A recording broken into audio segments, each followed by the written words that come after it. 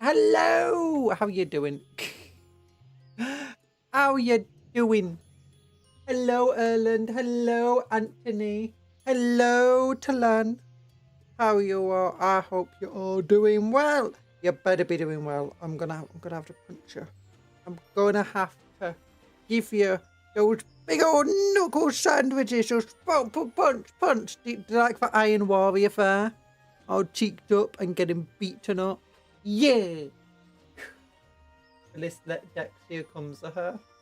Oh, just took a shower. Oh, hi, Black Boris. Just took a shower. Feel like such a Cupcake Conjurer fan, not her. She would never. Hey! I mean, I don't like showers, prefer baths. So, yeah. Yeah, I prefer turning myself into soup. Oh, I do have showers. I do have showers. You know. I have been super productive today. I've done like really tough exercises. So my sides and my body hurts. And I'm dying of death. You know, real fan if you watch Conjure after a shower. What do you mean? Oh no, we're doing stuff. Also, I did a bunch of painting today. I finished my Mark of Faith audiobook, which was okay. It was okay.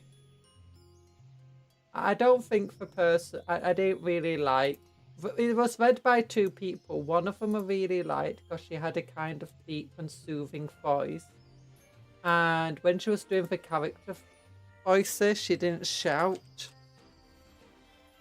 Or, you know, like, try going super into it. Which was great because the other one, she had a more high-pitched voice, which was soothing enough when she was, you know, just narrating. But when it came to the characters of the singing, it was a bit much. Love the artistic rendition of One Cheek and the hazard stripes. Amazing. Yeah! And I'm glad someone finally noticed. Now I can finally change it out now that somebody's noticed. Hello, Officer Buck. How you doing? Okay, what am I doing? I'm advertising the stream. I be reading because I got magazines to read. I want to see the law. Okay, that's a good advertisement. That's a good advertisement message, yeah.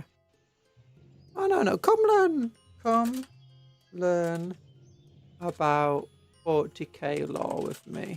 Yeah, that's much better. And that's not like, hey, please come. No, it's like a demand. Come and learn 40k law with me. If I would hire Conjure to read for an audiobook, I imagine she would read in silence for 2 hours then go, what do you mean out loud? I kind of do talk slightly out. I guess I'm not good at, you know, thinking in words. I'm much more of a, you know, words happen. I'm not sure how they happen. And sometimes they don't happen correctly, but you know, I'm not good with all those wordy things in your head.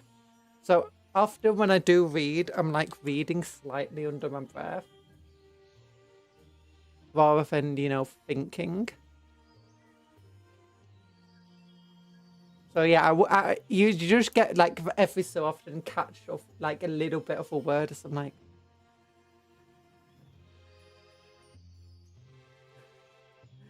But can you rotate for Apple? Yes, I can rotate for Apple. When it comes to images, I'm very, very good at imagining images. When it comes to words, I have to like slightly focalize it to think it. I don't have to. It's just, I find it much easier to like think in words if I'm just saying it slightly under my breath. And I can think about like what other people have said and like what I've said. I can like hear words if I'm trying to go from a memory. It's just trying to conjure them in my mind's a bit harder. It's not that I can't do it. It's just that I naturally don't do that. I imagine you just give the characters new names. Give the characters new... I do sometimes. Like, that's actually one of the ways that I remember characters. Like, with this one, certain characters I really struggle to remember. Especially when they just refer to them by the name rather than, you know, something important about them. Like, this one has a bionic leg. It's like, oh, bionic leg woman, I remember her. Oh, bionic eye woman, I remember her. The two twins, yep, I know the two twins. Angie woman, I know Angie woman. So that's kind of how I remember characters. When you got like, when you have characters where they don't have like a very specific, easy to point out trait of them, I'm like, who the heck is this? Or do you know sometimes if we refer to the characters like Jambalaya and Samantha? It's like, who are they again? Which ones were they? Are they the twins? Were they the Angie ones? I don't know. I don't know. Today's been a hard day. My cousin, who has a condition where he can only eat Pokemon themed soup, had the worst day than me. Go on, Scalpers. Yeah. The Scalpers eating all the Pokemon themed soup. Oh, so sad. So sad. Yeah, when it comes to like imagining images, though, I have an extremely adaptive imagination. I can imagine an apple. I can imagine a landscape around the apple. I can rotate it. Actually, I'm very good with numbers. I can imagine numbers in my head very well as well. And, you know, formula. In fact, for a long time, I used to have like multiple, actually I still do to some extent, but do like multiple different equations going on in my head at once. Just trying to figure different things out. By the way, did you see... The only thing Capcom can imagine is Warhammer. Yeah! Can you imagine your model? Da da da da. Also, no, the true trick is, can you imagine a colour that doesn't exist? Yeah, try to imagine a colour that doesn't exist. In theory, you can do that. Most people will struggle doing it, though. So yeah, easy. Purple exists! I love purple. Actually, for our number of colours that we technically don't see, but our mind makes up the colours anyway. So yeah, not this purple. Oh, my favourite one. It's maroon. Is it maroon? It's a mixture of red and blue, but it's not purple. No, it's not indigo. It's not violet. What about maroon? What the heck's maroon? It's this colour. Like her. Oh. Conjure inventing Maroon 5. If you don't know, that's from like a comedy sketch thing where it's like, we've invented a new colour. Raw, never seen before. Ultraviolet, but it's just a very bright violet. Oh gosh, I need to get my gloves on. Need to get my gloves on. Oh darn it, still got my plate here. Whatever. One glove. Two gloves. So I have to peel it from the glove tree.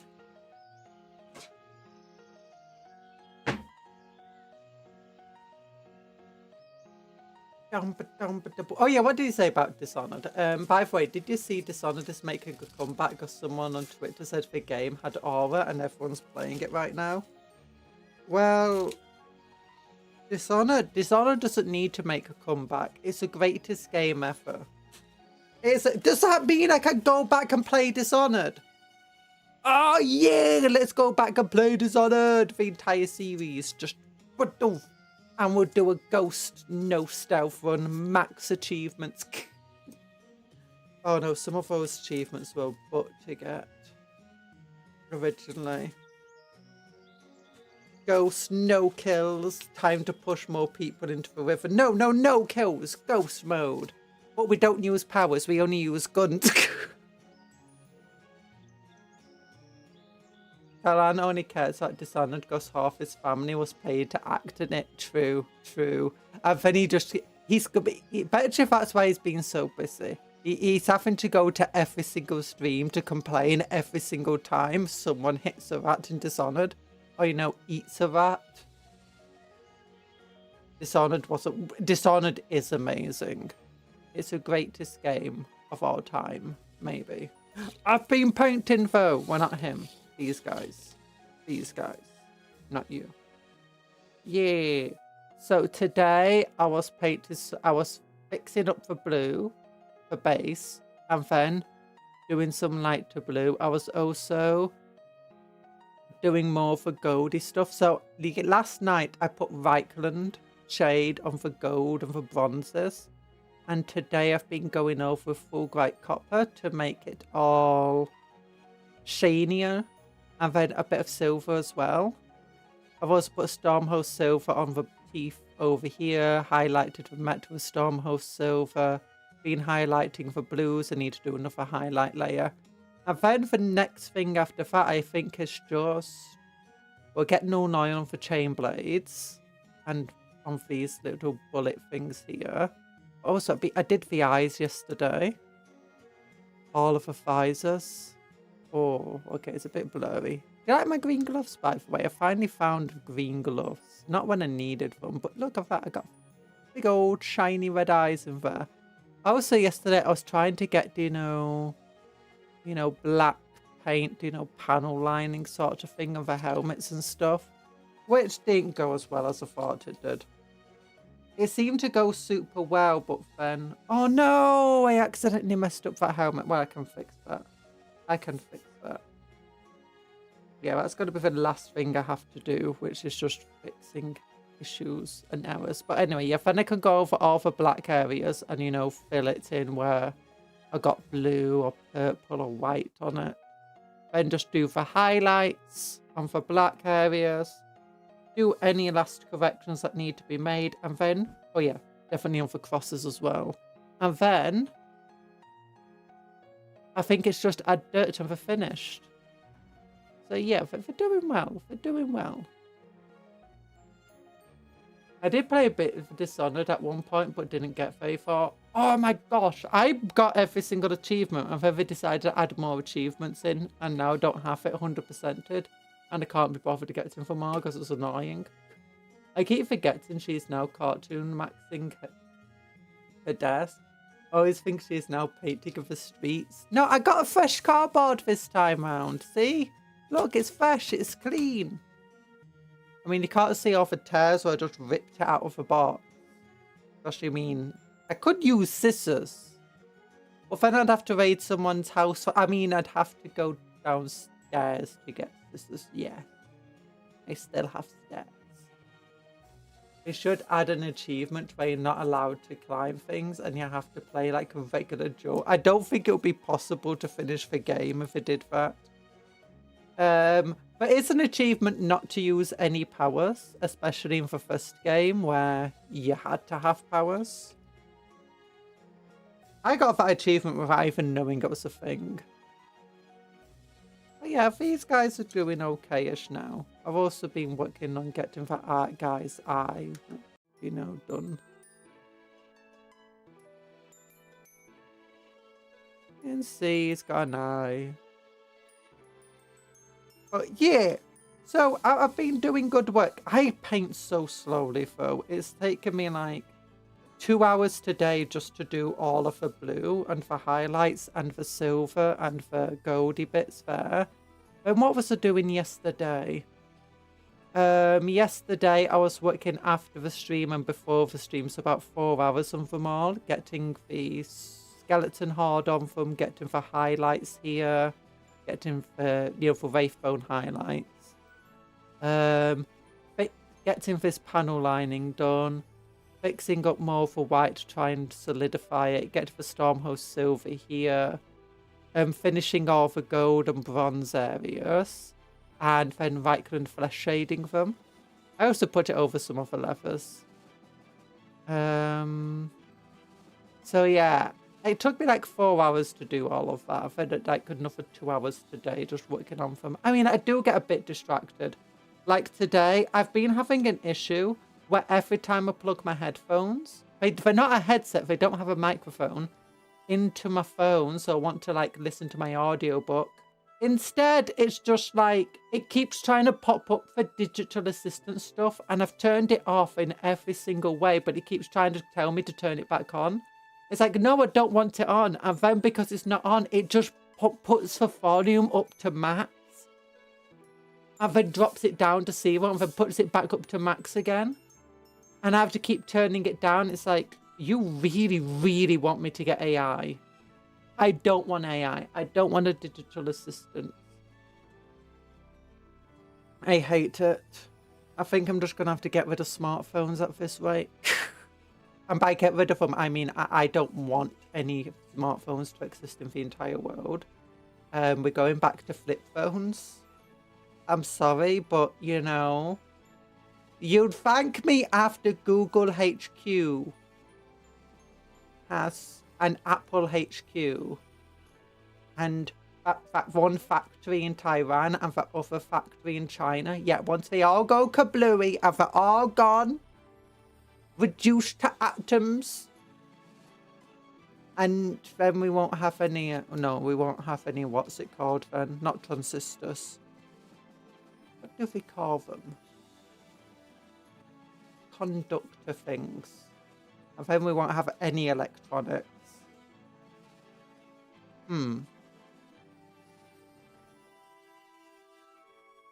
It's worth it. We don't need electronics. Down with AI. Yeah, semiconductors, those things. Yeah, we won't have any of them anymore. Well, that's fine. We don't need them. We don't need them. All the game developers would be like, oh no, no one can get a better PC. That means we better start optimizing our games because no one can buy a new PC because there's no more semiconductors. You know, see, I'm just fixing every single problem ever. You know, all of the problems in life. Yeah, hi, Severin. I hate that even though I no longer play MMOs all that much anymore, my altruism compels me to paint Black Templars because of these streams. Your altruism. Your altruism. What's altruism? I was like, yeah, paint Black Templars. Black Templars are great. Oh, for mine are the redeemed blades. Oh, I did think while I was painting these guys, I'm going to paint my Mechanicus army. So, not silver, cyan. Because I had an idea. The Forge World that my, you know, my tech matriarch woman, Majos Dominus, came from. That world was a world filled with, like, you know, crystalline cyan seas and sky. And the planet was basically just an ocean planet with these massive crashing waves and this field of algae that, you know, makes it all crystalline and blue, the ocean. And what happens is that on the planet they have like wind turbines and hydro turbines just set up absolutely everywhere. And the crashing waves and the roaring winds moves the turbines, which heats up coils deep below in the forges. And then all of the forges, like, they're underground, under the oceans. And then from thence, they, like, push through all of the, you know, the carbon dioxide and stuff, which feeds the algae, which makes the oceans nice and blue. And then they harvest the algae to, like, you know, keep everyone alive. It was like, oh, that would be amazing.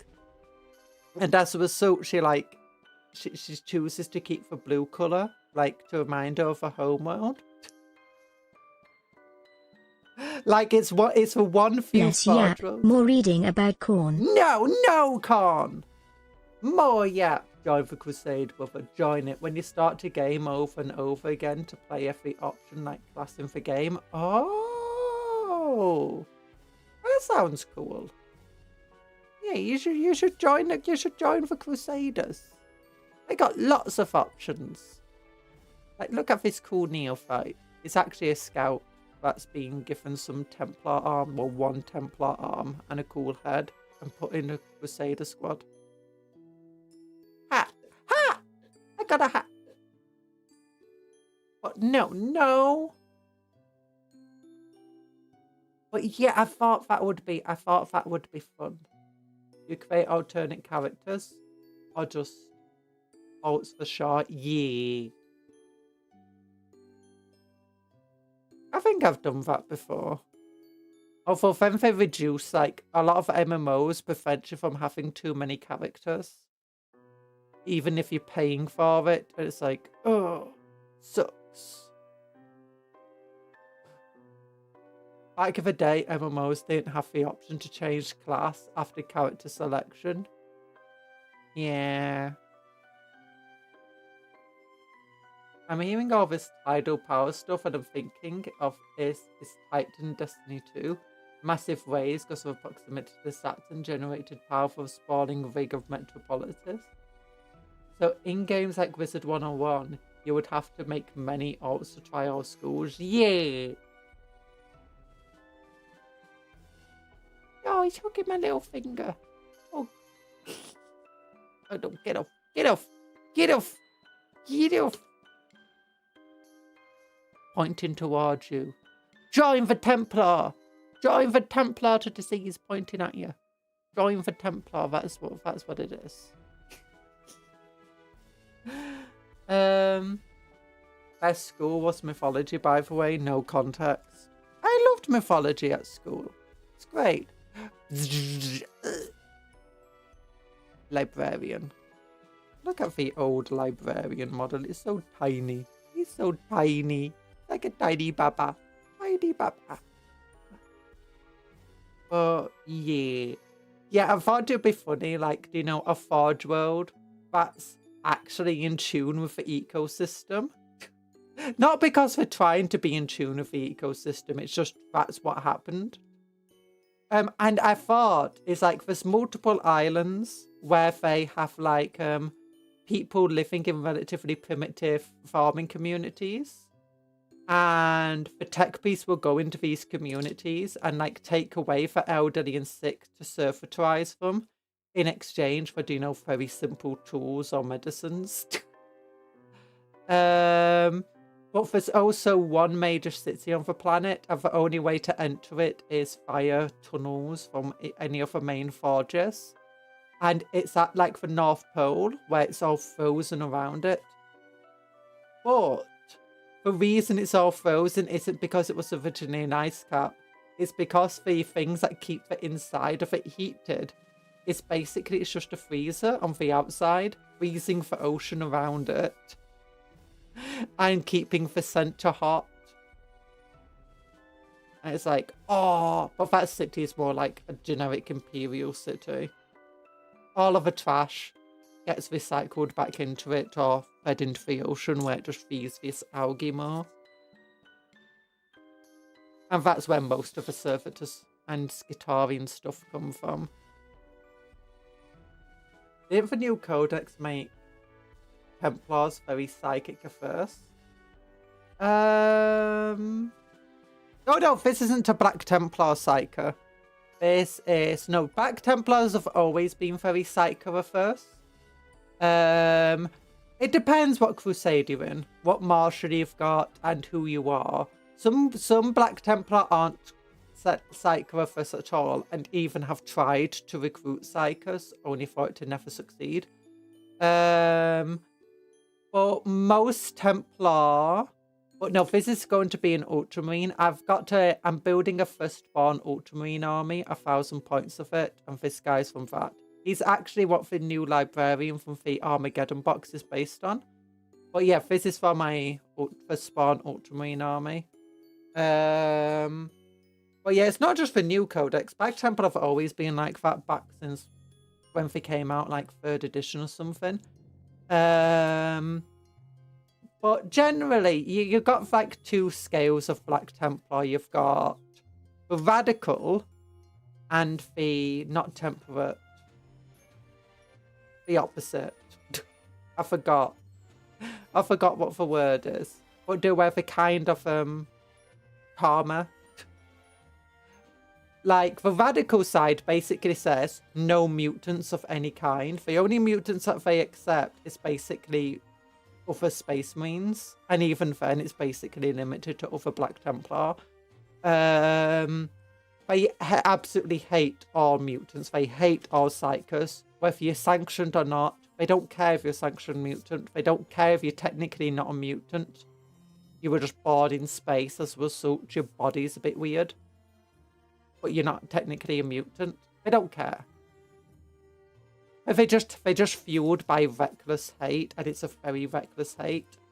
And there's a lot of Templar like that, but then you have the more stable ones, and they're on the side of sanctioned is good, non-sanctioned is bad. So, for instance, they don't care about Ogrins. Or at least they'll look at Ogrins and be like, we don't like you, but I don't want to hurt you. That's basically it. Same with Ratlings, even Photan and the squats and stuff like that. They'll be like, they're fine. Same with sanctioned psychers. They'd hate any unsanctioned psyker. And rather than sending you to terror, they'll probably just, execute you. Although some times they might just go send you to terror because, tithe and stuff like that. My Templar are more on this side of things. Not all of them. But especially the High Marshal of my reclaimed blades is a temperate one. It's nicer. Hi, Bob, by the way. Like, I remember there was a bit of a kerfuffle around the new Templar Codex made them very abusive to astropaths. That's in old lore. That's it. Like, the first ever Codex I had, which I think was technically 3rd edition because it was the only Black Templar Codex. Actually, for a long time, because I don't think they got a new Codex until they got completely written out, and they was instead just part of the Space Marine Codex, which sucked. But yeah, I had that Codex, and that one, I might still have it somewhere, but either way, I did read that one recently, just to check, and yeah, it does talk about them abusing astropaths and stuff. There's a bit of a kerfuffle because in the Hell's Reach books, I think it is, with which I think is 6th edition, they treated the astropaths really nice, or more appropriately, Hellbrecht treated the astropaths really nicely. And the same goes with Grimaldus. Basically, anytime you get a named Black Templar in lore, they're always on this more temperate side. Not always, but it's like if they're a main character of a story, they're generally more on this side rather than on the radical side. Like Hellbrecht was willing to bow to Gulliman, and Gulliman didn't expect him to. He was willing to work with Xenos. He's still kind of a lot more crazy than most Space Marines, but compared to most Templars, he's actually kind of temperate because he knows the difficulties and issues that, being a leader involves, and that involves in the Imperium. Same with Grimaldus, who, he treated other humans with respect and, even joked with them and stuff, and treated Yavik with great respect, which not all Black Templar would do. You gotta realise the radical side are not like that. The radical side even hate Custodes. And the radical side have even killed Custodes before. The radical side also hated the Primaris Marines, while the temperate side doesn't hate the Primaris Marines. Hellbrecht treats his astropaths really, really nicely. But one of the things to remember about Templar is that outside of Hellbrecht's crusade, outside of Grimaldus, most Templar are not nice. They're more towards the radical side. Especially for longer their crusade has gone without contact with other Templars. Effectively, they just radicalize themselves. And as a result, you'll often see when the Black Templar aren't the main characters of the books, you'll often see them be the more radical side. Because, that way they have a friendly face who is also an antagonist in the story. Because that's what often the Black Templar do in stories. A bit like Iron Hands in a way. Iron Hands do very similar stuff. While most Iron Hands aren't evil, well, say most of the named characters aren't as horrendous as they can be in lore, you'll often see that when you come across them in lore, they're kind of crazy. They're kind of like, hey, do you know those mutants over there? Yeah, the ones I told you to save, yeah, we saved them. It's like, oh, good. And then you look over and it's just a pile of corpses. It's like, we saved them from life. It's silly. And why would astropaths ever steer Black Templar radical ships? No choice. They have no choice in the matter. In fact, it's not just Black Templar treat astropaths like that. Astropaths often get treated like that. Same with a lot of Psychers. In fact, in Rogue Trader, you can treat your astropaths really, really badly as well. But yeah, that's quite simply the thing. They're given no choice. They're forced to. On top of this, they still think Misery it's their holy word of the day, duty. Nyan Cuttle. Nyan Cuttle. Nyan Cuttle. Oh yeah, did you see the Nyan Cuptle video? Yeah, and also don't forget the debut highlights are up now. Yeah, they absolutely have no choice.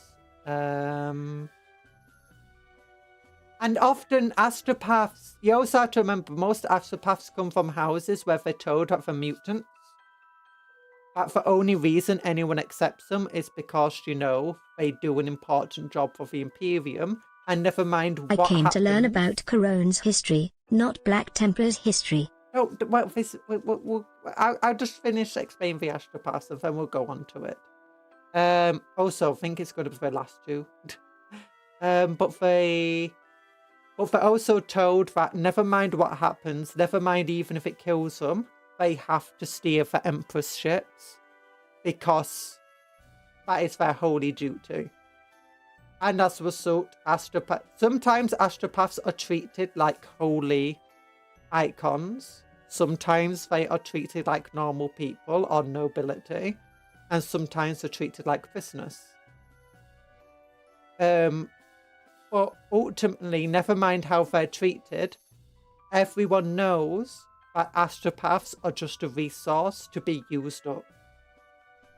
And that eventually you will use up your astropath, it will die, and you will replace them with a new astropath. Preferably one that's not too mutated, but if you've got no choice, then you'll go to the mutant. And by that I mean a lot of astropaths, they come from very ancestral families. Which, adding all the warp shenanigans, means that some of them are extremely mutated. And these are often kept in stasis and only used as a last resort. And when they are used, they are, you know, not treated nicely by anybody because they're too mutated. The ones that have the least mutations are generally treated nicer in the Imperium. Well, that's just how the Imperium is. The Imperium are not good guys. Yeah, you misspelled. Astra fights receive a divine light. And yeah, you got to realise there's two types of Templar. The temperate ones will generally often, not all Templar, I'd say a minority of Templar will see the astropaths, and a minority of like Sisters of Battle and other people will see astropaths as like the divine. They'll treat them like holy people because they can see the Empress light. And you see amongst your general uneducated person, that's also how astropaths will be treated, and like by the serfs in their nobility. That's how they'll be treated as well. But once they go on board a ship, whether they'll be treated like that is a big flip of a coin. And once you get into Templars, you're more likely to be treated like a resource to be used up and an intern. But you could still be treated as a holy relic, in which case they might literally worship the ground you walk upon. Probably not, because, you know, iconifying is considered very bad and heretical. So it probably won't go that far, but nonetheless, it might treat you with greater respect when you'd see it outside. anywhere else. So yeah, but you got to remember, every single faction, never mind what it says about them, it's not. It's a stereotype. Everything that you read in the codexes, one way or another, is a stereotype of a subset of the faction, and it's not necessarily indicative of the entire faction or even the majority. But that's just how people currently see them. So we could say that in 4th edition, well, 3rd, 4th, 5th edition, when the 3rd codex was still usable, Black Templar were viewed as just fanatics who hated absolutely everything. And that's back during the First Tyrannic War, basically. And maybe the Second Tyrannic War. Then when you get to 6th and 7th, which is more around the 3rd Tyrannic War, when the Leviathan was starting to rear its ugly head a lot more, that's when Templar started being seen as, you know, fanatic, but in a different way. Less hateful. Partly because of the likes of Helbrecht and Grimaldus, you know, doing super cool stuff. And that's how people started to see them. And then you get to 10th edition, where the last big time that the Black Templar appeared in lore was them killing a custodian and killing a bunch of Primaris Marines. So yeah, now Black Templar are once again seen as crazy fanatics. So that's how I imagine it. Every time I hit live on YouTube channel, it buffers and stops the live. Oh no. I don't think I'm dropping many frames. Anyway, I've got a BRB and we'll get back to the magazine once I get back, because I need to use a little cupcake room.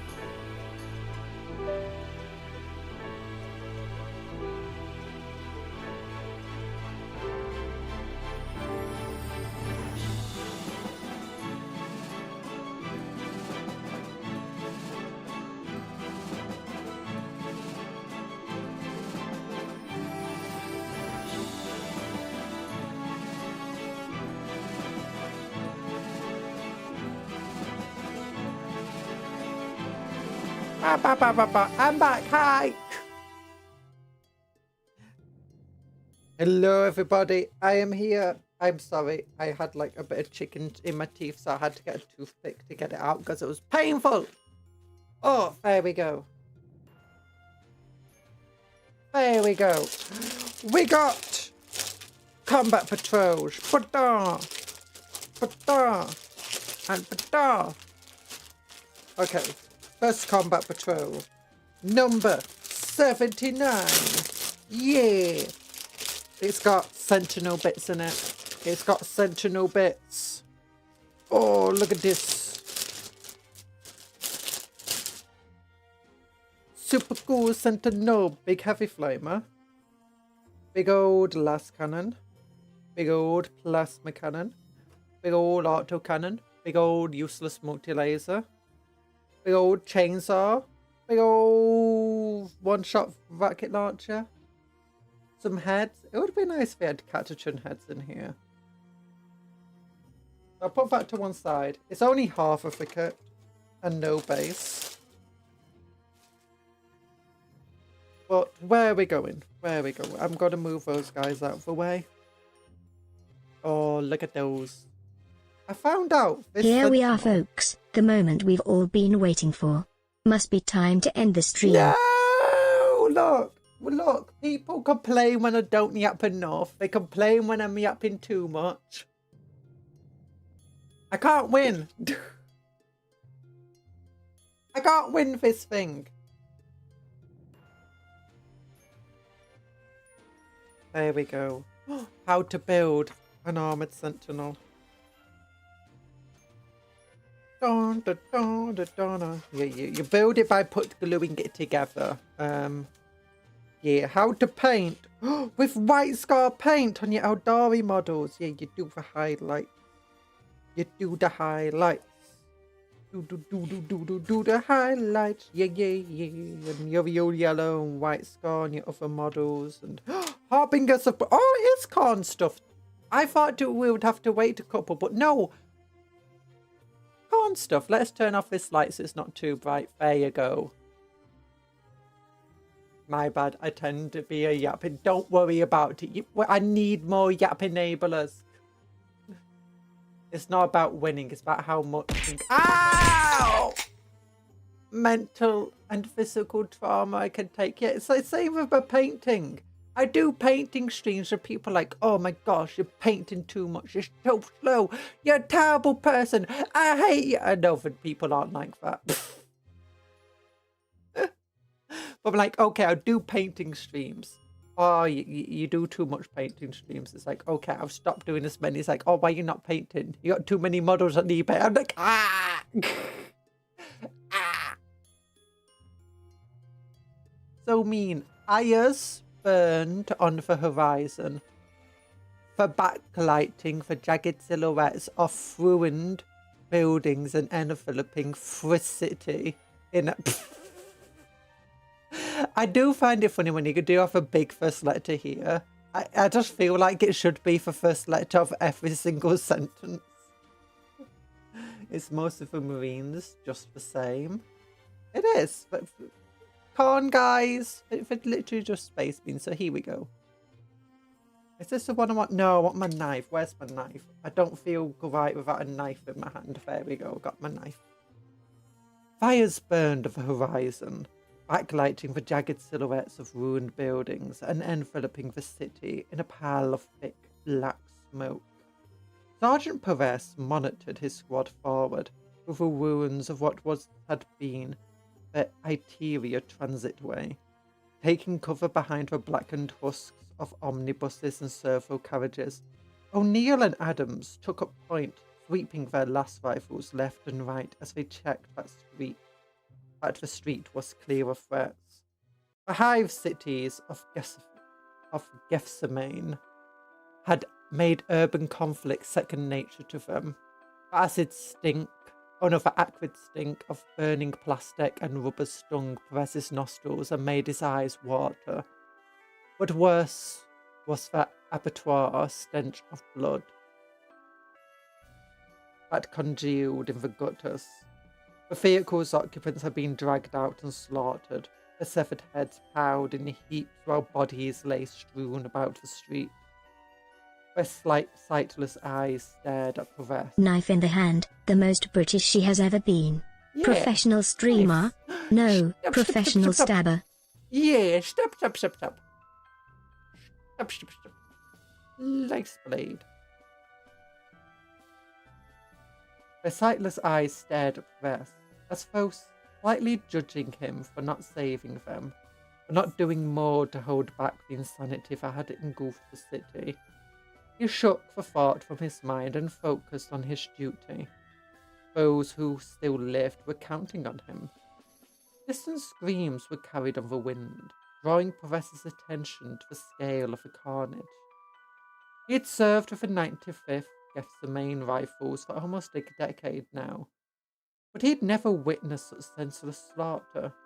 The screams were accompanied by the guttural chanting of the enemy. He couldn't make out the words or even the language, but the sound of it filled him with disgust. It was as though the syllables themselves were somehow wrong, sounds no human lips should voice. Instinctively his fingers went to the aquila pendant he wore, and he quietly uttered a prayer to the God Emperor. Yeah, to the God Emperor! Oh my gosh, is that the cupcake conjuring name profession? It is! Hello, Alba von Despia, how are you doing? Remember's champion detachment interested me the most, and I low-key not a fan of the Black Templars. Yeah, I like the Black Templars. I don't like a lot of the mem and stuff that they've become right now, but, you know, I still like the Templars. Look at these. What are they called? Not for Juggernauts. Begins with J, isn't it? Jackals. Yeah, for Jackals. Because it's the same name that the Atlan Jackals have for the Gene Stealer Cult. Okay, I need to move my models out of the way. I keep catching them with the magazine. I didn't expect this one to be teaching us of Khorne. Although maybe because this is like Guardsman on the front and Guardsman model, like it's got to be Khorne cultists being defeated by the Guardsman. Oh, it's a Gormonger! Oh, I love Gormongers! Favourite World Eater unit. The blasphemous cries grew louder, accompanied by the grinding teeth and roaring engines of active chain blades. The enemy were almost upon them now. Perez tightened his grip on the hilt of his own chainsword, which waited silently in his hand, so as to not give away his position. Discipline, Perez thought, something these heretical dogs don't understand. The enemy emerged from the shattered ruins, their hunched forms slinking between the burned-out vehicles, chain axes held low. They moved like a pack of predatory animals. Each war grotesque mask wrought with the form of a leering demon, or a jagged, mirthless grin. Oh, they are Gormongers!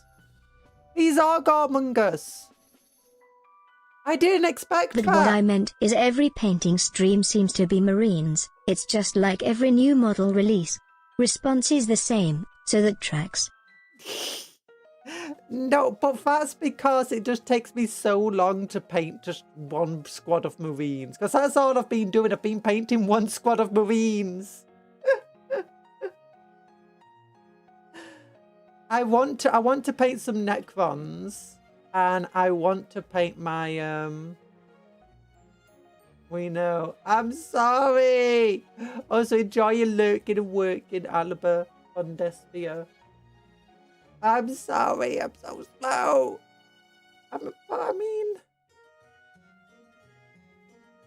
I could have painted a whole night in it. You could have. I'd be still on like one finger of it or something stupid. I mean, for models, my models don't look bad. I mean, I'm learning. Look, I'm getting away all of my bad painting onto these models. And, you know, like, look how much better my models have been this time around. Like, look at them. Look, they're so much nicer. I'm learning. I'm getting good at painting so that when I do get around to painting the non-marine stuff, it's going to be well painted. In this situation, I have more faith in your speed of painting than you do. true, true. I am trying to paint for Marines as much as I can off stream as well. It's just trying to find for time and stuff. But yeah, I didn't expect Goremongers to be in this. Like, I know it's been a while since the Goremongers came out, but the magazines started long before the Goremongers, and they'd been, like, planned well in advance. So I didn't expect, you know, Goremonger lore. Waiting until the enemy were fully exposed, Perez gave the order to open fire. Bursts of light and the snap, crack of las rifles erupted all around him. Several cultists were pitched off their feet by the fusillade, their bodies riddled with las blasts. Their death spurred the rest into frenzied activity, and they threw themselves at the guardsmen, their eyes wild. Soon Perez's squad were fighting desperately with knives, rifle stocks and bayonets. The hulking cultist pushed his way through the swirling melee. He wore tattered clothing that was matted with filth and dried blood, and his features were masked behind a skull helm that enclosed his head. He went bare-chested, and his heavily muscled body was knotted with ritual scars. He swung a massive flail with one hand. Okay, no, these are jackals. Maybe they are jackals. But generally the demon-faced ones are, you know, Goremongers. His spiked head crashed into guardsmen, shattering bone and sending them flying. Perez saw O'Neill knocked to the ground by a glancing blow. The skull-faced brute bent over him. He gripped O'Neill by the hair, dragging his head back, and raised his flail. Before the fatal blow could fall, Perez darted forward. He flicked the activation rune on his chainsword, and it roared into life, as though giving voice to Perez's own anger. The cultist dropped O'Neill and turned to face his attacker. Again, the beast swung the huge flail. Perez ducked down to avoid its lethal arc and swung up with his chainsword. Its chief chewed through the chain in a shower of sparks, sending the spiked metal ball flying. The sword was entangled with a broken chain and dragged from his grip. The cultist lunged at him with his axe. Perez grabbed his wrist and the two men grappled. Perez could smell the stink of sweat and blood on his opponent as he bore down on him. He felt a sudden flash of pain and tasted the copper tang of his blood in his throat as the skull helm smashed into his face. Blood gushed from his nose. His vision swam and he felt dizzy. Suddenly the cultist howled in pain. It was O'Neill. He had plunged his bayonet to the berserker's side. There was a flash and the cultist rolled aside, a smouldering crater in his chest. Perez stood over his fallen enemy, smoking a last pistol in hand. He brought its barrel over his enemy's head, and echoing a laugh reverberating from beneath the skull mass. You may kill me, but the masters are coming. Then you will know true slaughter. Perez squeezed the trigger, and the skull mask shattered in a spray of gore. Yay! The guardsman won! Yay! Also, the page didn't get torn. Torn pages for the page gods. Tactician ability? No. Astra Militarum faction ability. Voice of command. Yep, this is order tokens. Oh my gosh, order tokens. Take aim, move, take cover, enhancement, secondary objective stratagems. They're just, you know, stuff you can do. Command levels. Gunnery officer. Oh, but all of this is going to become meaningless very soon. With 11th edition. Well, it won't become meaningless. You can oh, there you go. You got command tokens. Wait. Oh my gosh, that's so cool. They modified their blooming ordnance batteries.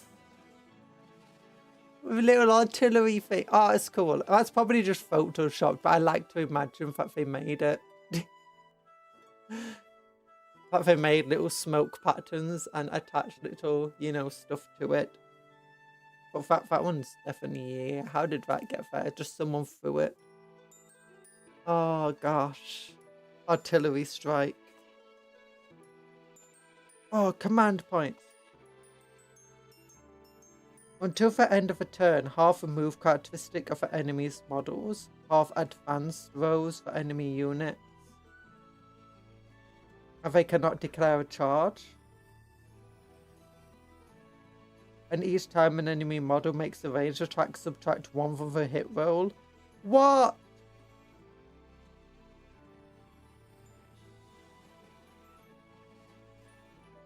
That's the best stratagem ever made. Just target one of your officers at the start of the opponent's command phase and just go, okay, you can no longer charge.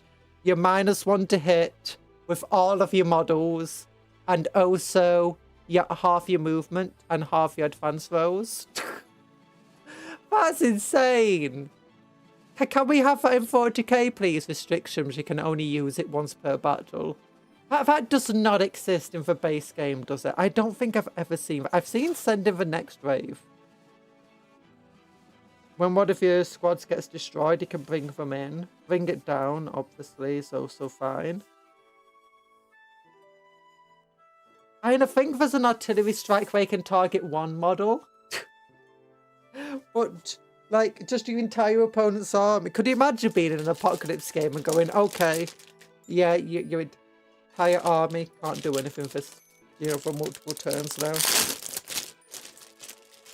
Okay, here we go. Look at this! Is that Scythes of the Emperor? No, well, it wouldn't be Scythes of the Emperor. Oh no, is that Gaunt though? Like Commissar Ibrahim Gaunt? Basilisk kind of do. I mean, they do, but not to the entire army.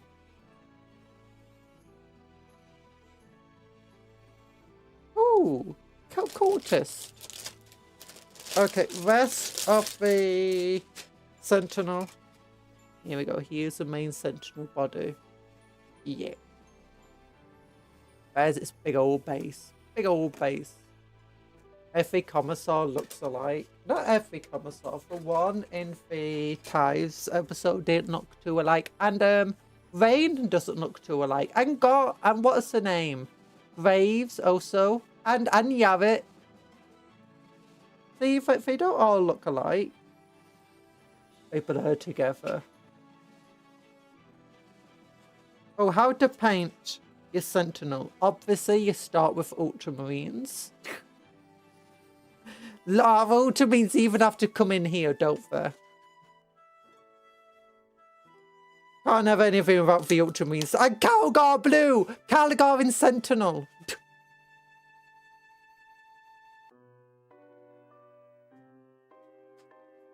Guardian of Life. Oh, Nurgle! I didn't know we were going Nurgle. I mean, we do have green here, so I'm guessing, yeah, it makes sense, Nurgle. They blur together at some point, but again, need to switch glasses. I mean, if you think Rain looks like Gaunt, I mean, she is a bit Gaunt, but she isn't Gaunt. Okay, Guardian of Life. All around, Plagueburst crawlers inched Atho way forward, blasting their shells far in front of them, and leaving a trail of rust and churned mud behind. The air was thick with swarms of insects, roving between the clouds of choking spores. The rising aroma of rot mingled with the foul air, forming a fog of death and decay. Amid the pandemonium, the Death Guard advanced slowly and unstoppably, marching straight over enemy positions. Each one of them was a rotten and diseased horror. Kept alive in their afflicted state only by the foul will of Nurgle, their vile lord. Where they passed, the dead and dying were transformed into visions of infirmity and rot, so far in advance of a normal cause, that even those who clung to life seemed to have moulded into putrescence, while they still gasped their dying breaths. Standing amid the carnage, Nurgle's loyal warrior, Pfaffos Boom, laughed until his sides split. Quite literally. The flesh tore a little at first, and then the ribs widened. Okay, yeah, so quite literally. His swollen viscera pushed through the gelatinized muscle and fell against the insides of his armor. Faithful savoured the contrast of cold ceramite against this warm flesh. Such sensations. Colonel Commissar Ibram Gaunt. Put some respect on the trank, soldier. Yeah. Colonel Commissar Ibram. I'm not a soldier. I'm a cupcake conjurer. You know, I don't need to bother with people's ranks because I am better.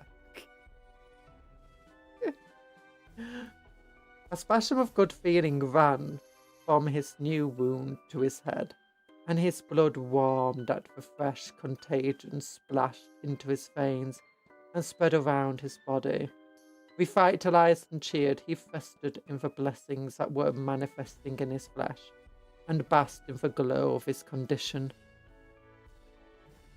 In the distance a bell tolled, and it seemed to Pfaffos that he was tolling with it. He oozed forwards, glorifying the despair and pestilence and thinking of a blessing he might contract in some lucky future.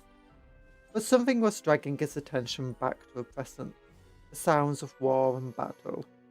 Still half in a daze, he looked lovingly at his blade, like the treasure that it was, and he hefted it in his hand. It glistened dully in the dank light as he turned it over and over.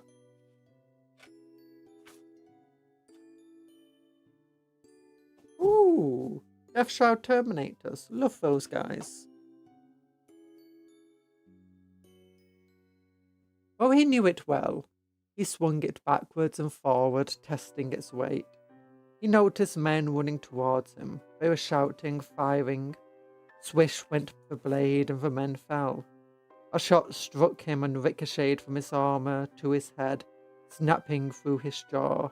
He felt it break, but there was no pain.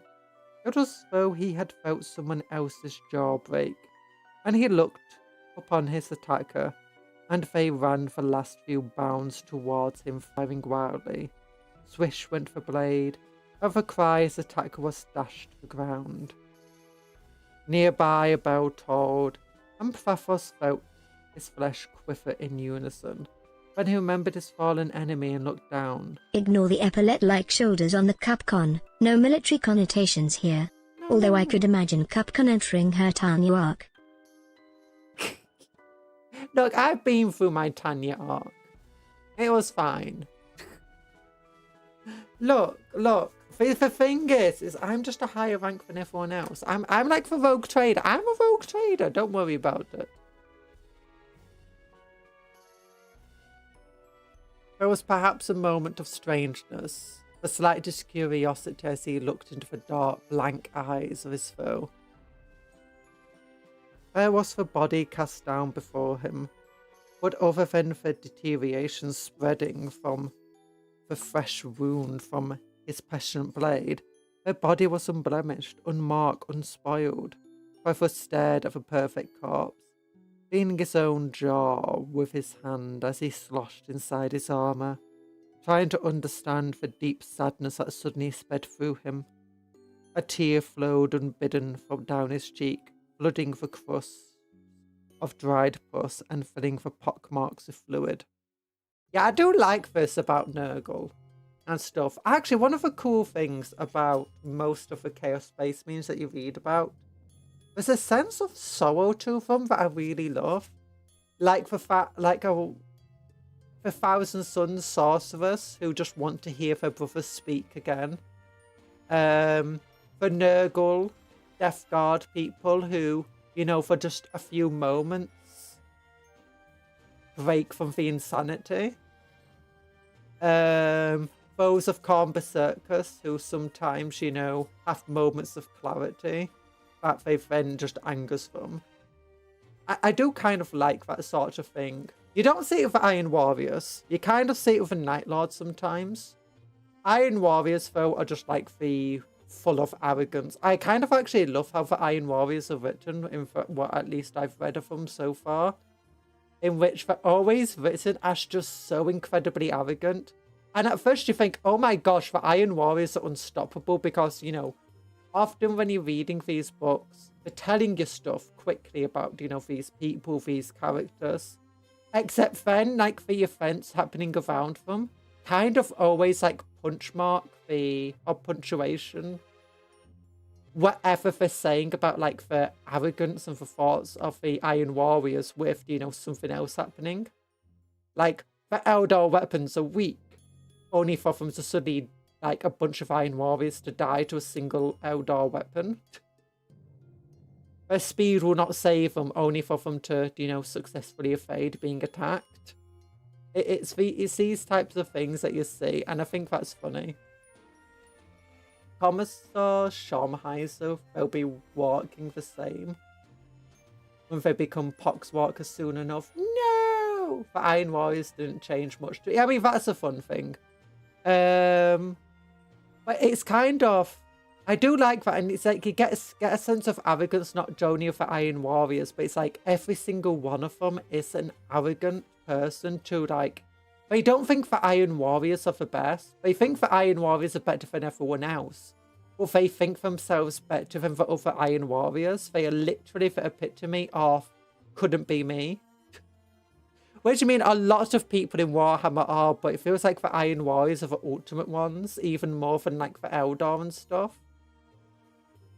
It's like, literally one Iron Warrior could be gunned down, and then the next Iron Warrior would just be continue to walk where he was, because they're like, he got gunned down because he was weak. I wouldn't get gunned down, but Iron Warrior gets gunned down. Commander's like, maybe if it's walking slowly towards the enemy wasn't a good idea. Let's fall back into cover. Oh... but that's the kind of thing I love, and it's you see it as well with other things, especially like Space Marines in general can be kind of arrogant. But walking slowly towards the enemy is how Horus conquered the galaxy. Yeah, I mean isn't that a joke from Blackadder as well? Oh, Blackadder goes forth. I do find it funny, like, Warhammer is filled with, you know, irony, humor in irony. Afternoon, TA, how are you doing? We're reading about Nurgle right now, which I didn't expect. Worked well enough to go against Sanguinius. I mean, true. True. When at once a realization struck him and his heart began to swell with sorrow and pity for poor wretches, living in such fear and pain, better dead as they were now, rather than shrinking from their mortality. And that's a fun thing here, I like this. Because the thing is, like, he's crying because, you know, they're unblemished and stuff. But then he has a realization, but it's not for proper realization. It's like he's trying to make sense of why he's sad. So, you know, he makes an excuse for it. Which, again, actually is a very common theme in Warhammer. Like, especially, you know, with the entire thing of faith and how people keep trying to twist things to, like, their faith or their beliefs or their wants. Especially Sisters of Battle. Warhammer's full of irony because Warhammers are made of iron. True. Except Steel War and Bronze and, you know, also aren't. When I am on my 20th, no way they could go to walk slowly towards us again while the enemy is slowly walking towards us and I'm starting to sense a pattern. But I am too deep to change my tactics. True. Or steel, but you don't call Iron Man titanium Iron Man? You know! Maybe we should. No, he's not Iron Man, he's Transistor Man. Have you ever seen the old comics of Iron Man and he's just like transistors? How do you do that, transistors? You know, we need to teleport the Earth to another place of a galaxy. I know how to, with the magic of transistors. I mean, kind of makes sense in a way. Quote Pinhead in Dead by Daylight. Oh, wait. Cuptle. Quote Pinhead. Cuptle. To quote Pinhead in Dead by Daylight, no more tears, they are a waste of good suffering. Yeah. Transistors, how do they work? Okay. Oh.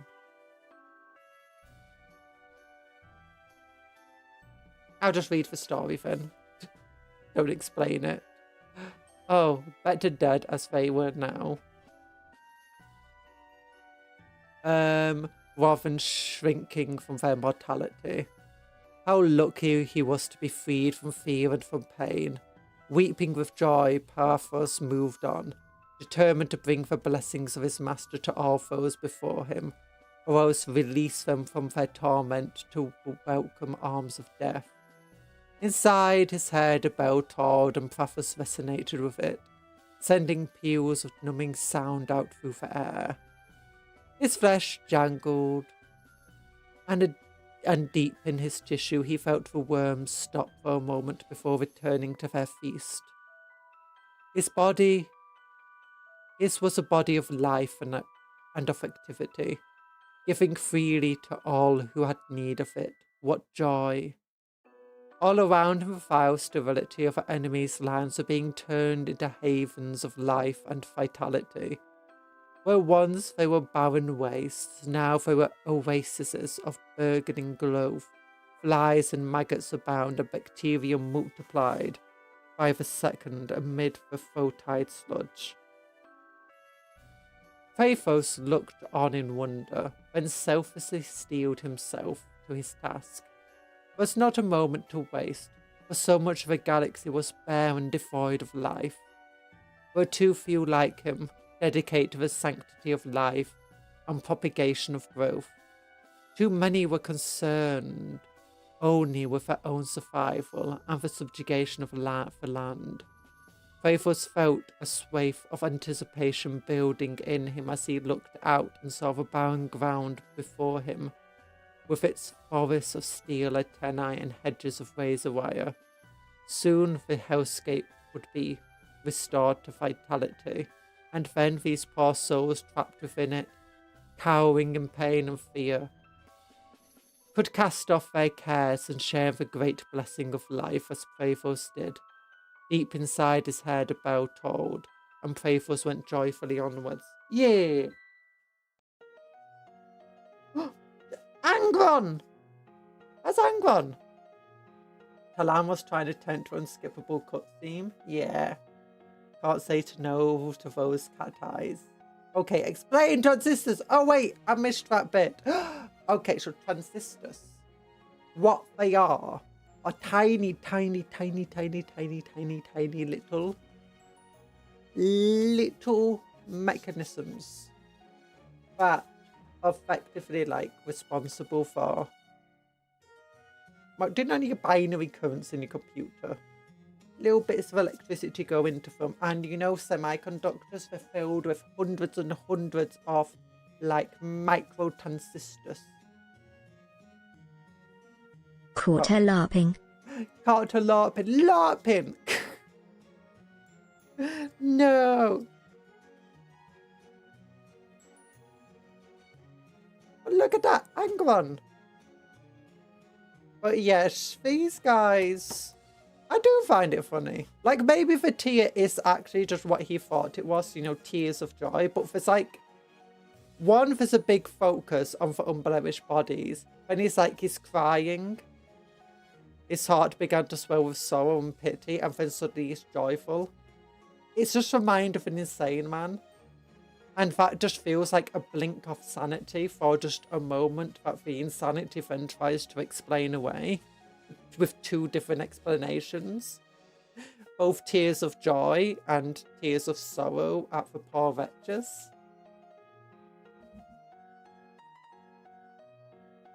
I do like that. That was a good passage. That was like a really good introduction to the Death Guard. Okay, now Bonds of Honor. There's no limit to the LARP. To the LARP! Wait, why am I LARPing? What am I LARPing about?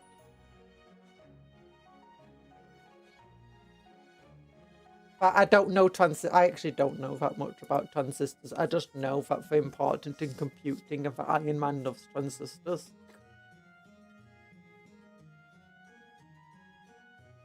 I mean, they're not a racist. Come now, boys. Oh yeah, so Bonds of Honor, part 20. So far, Bonds of Honor is about some Silver Templars who, there's a squad of them. They were going down onto a planet to eradicate some Tyranids. But the Sergeant, thanks to, I forget his name, Mechatras. Yeah, Mechatras had lost this rifle on the voyage in. It fell onto a battlefield. And Silver Templars are, you know, they form a bond with their weapons. Like, they make them themselves. So the weapons are, like, considered holy relics and, like, an extension of themselves. So anyway, they went down to the planet. They still needed to fulfill the gold. So they fought a Tyranid Prime. The Sergeant dueled it with just a knife and a bolt pistol and won, somehow. Then they went into a tunnel to clear out Tyranids. Were chased out to the tunnel and some Infernus Marines saved them. Bonds of Honor story. I sleep. Literally anything else, I wake. So, to tell you about transistors. I'm joking. So, to tell you about how magnets work. I'm joking. So then they went to find the weapon, but they couldn't find the weapon. So they went into space. And, you know, they got given a Thunderhawk and told, hey, you can go off to, or was it a Stormhaven, one or the other? Told, hey, you can go look for your weapon, go to one of the scavenger ships, you might have found it.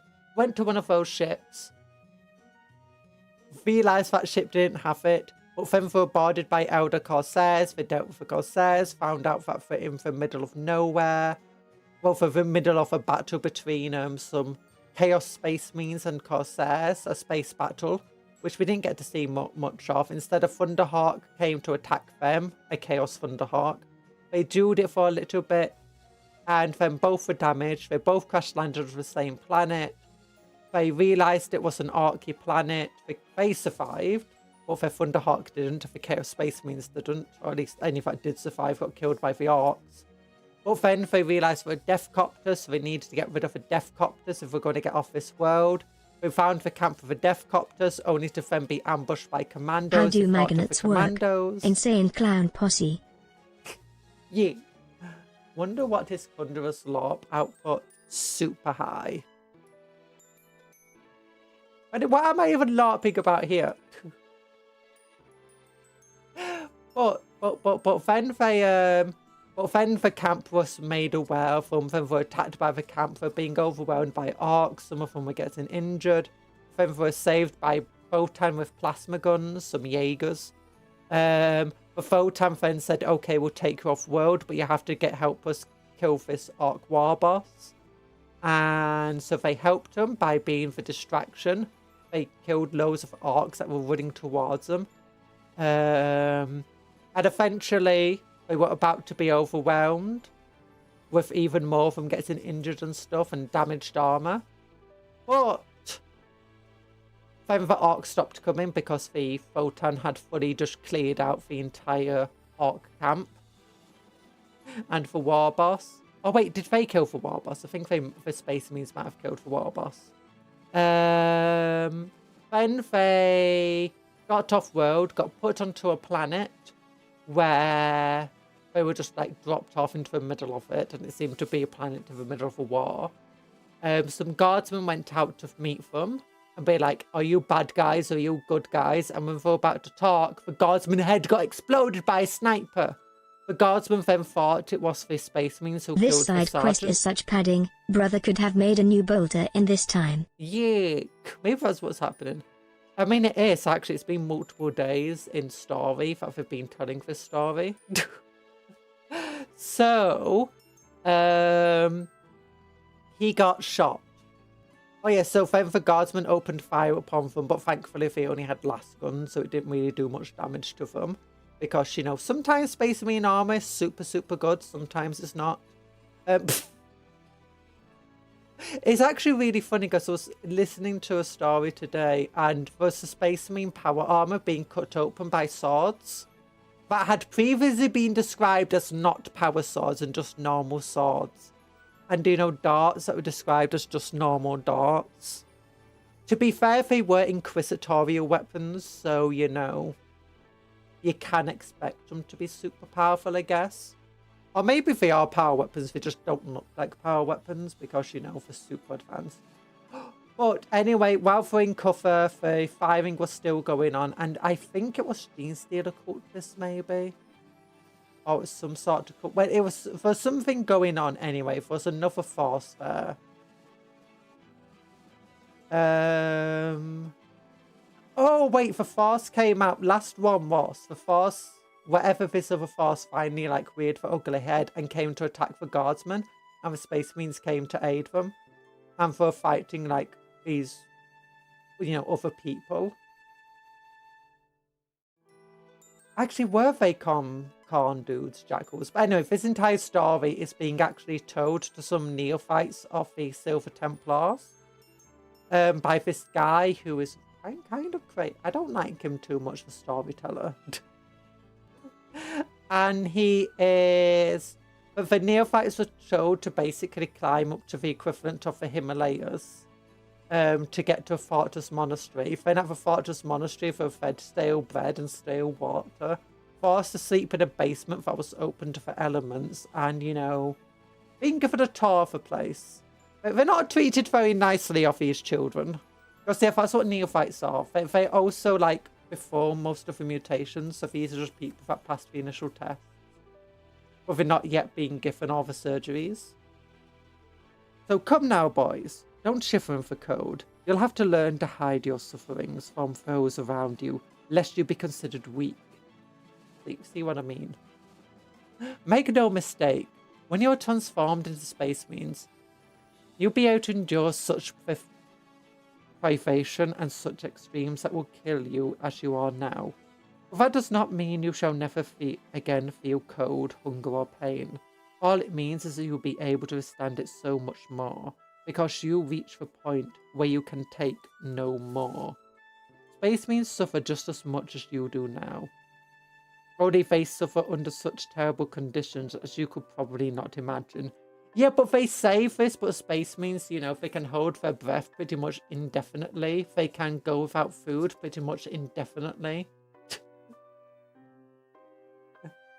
Last time on Bonds of Honor, I got to find my bolter. This time on Bonds of Honor, I got to find my bolter. Next time on Bonds of Honor. True. Oh, but actually, we've not been focusing much on the bolter anymore because, you know, they're very, very far away from what they were planning to do. Now, speaking of suffering, where was I? Oh, yes. The brothers had set out to the nearest Imperial world, following their clash with orcs. But there they found even more peril that they had to overcome before they could continue with their quest for the lost rifle. But although it was under Imperial control, the local forces found themselves pressed from all sides by a band of world eaters, mounted on a barbaric and savage attack on the planet. Oh yeah, there was a Juggernaut! And Mechatras was dueling the Juggernaut Lord because they had brought down the Juggernaut itself. And it's like, how is this generic, you know, Space Marine intercessor fighting a Juggernaut Lord? I'm now thinking these guys must be Stern Guard or something. Or do you know, from a command squad? I swear to God, if they find it in the glove box, I'm gonna do a little raid GW. I don't think it will be that much. Because remember, they were coming in from like other Stormhawk or something, and they... Stormhaven, sorry, and they were like leaning out of it for open doors, and the rifle was dropped into the battlefield. So it could be that somebody else found it and just didn't realise it was Mechatras, not Mechatras, it's Ascatron, so whatever his name is.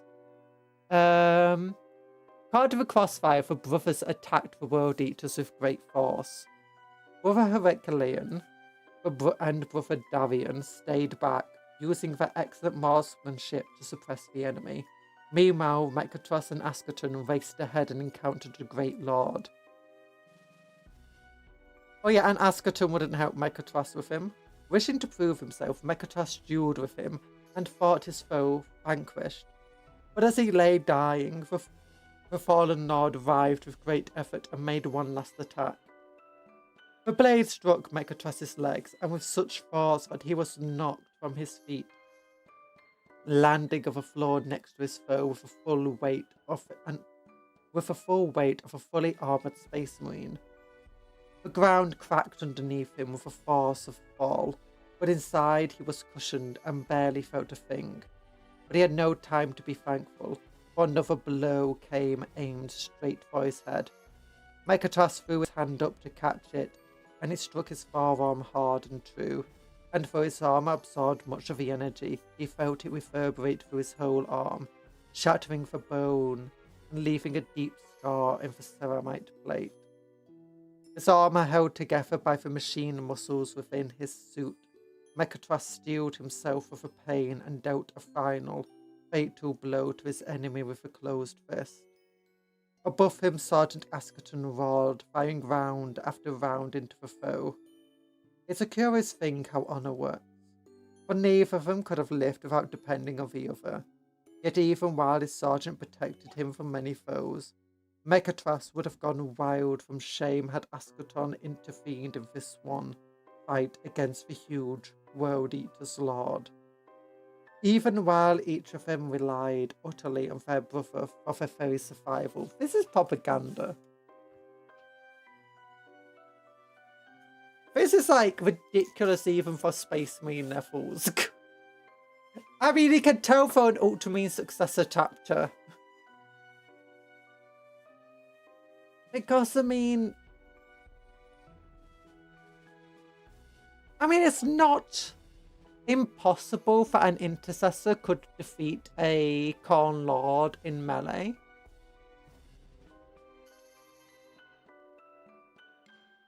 But, you know, it is pretty unlikely. Puff word of the day. Puff word of the day. Khorne. Hi, French Puff, how you doing? We got Khorne! Each of them would choose a task from time to time that must be theirs.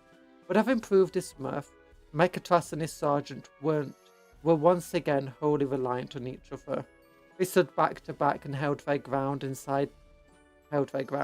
Inside his armor, the machine muscle that surrounded Mechatras' broken arm tightened, forming a stiff splint, and where the bone protruded through the flesh, the blood began to clot.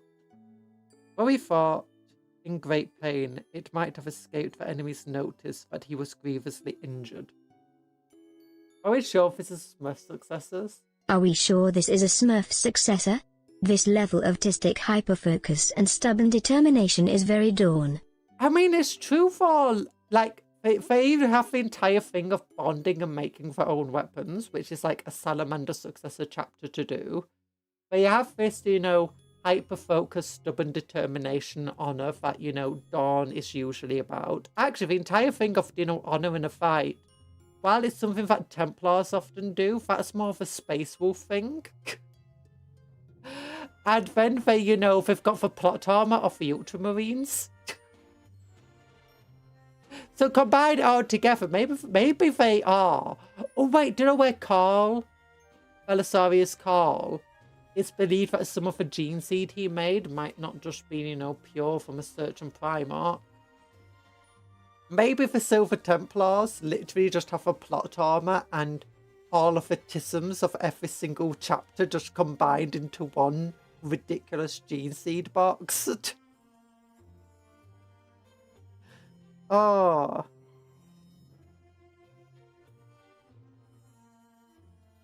But yeah, it's a sergeant defeating a Tyranid Prime with just a combat knife is insane. And a bolt pistol. A sergeant... Can you explain the Space Marine propaganda you mentioned earlier? For Space Marine propaganda is because they intercess the Space Marines here. Oh, this is quite old art. in the story. They are kind of ridiculous. Like, they're doing too much for even by... You know, even in law, they shouldn't be able to do. Like, okay, space means if we go by a lot of law, maybe a sergeant could defeat a Tyranid warrior prime. It makes sense. In law, warriors are on an almost equal footing to space marines, but often lose to space marines. A warrior prime versus a sergeant could go down like that. But even in law, a group of space marines fighting that many orcs, including knobs and war bosses, would lose casualties. They'll definitely suffer deaths, even if they do succeed. And when in this battle, like a Khorne World Eater, a World Eater Lord and Juggernaut, yes, a Juggernaut could be taken down by a heavy bolt rifle, especially a couple of them firing into it. But then a single intercessor fighting a Juggernaut Lord is just... That's something like Space Marine Captain level. Maybe Veteran Sergeant level, like, you know, Vanguard Veterans might be able to do that, or Stern Guard Veteran Sergeant might be able to do them. Or maybe a Lieutenant. Carl looking at effigy in CDS, even for traitor, and asking the question no one should have ever asked, will it blend?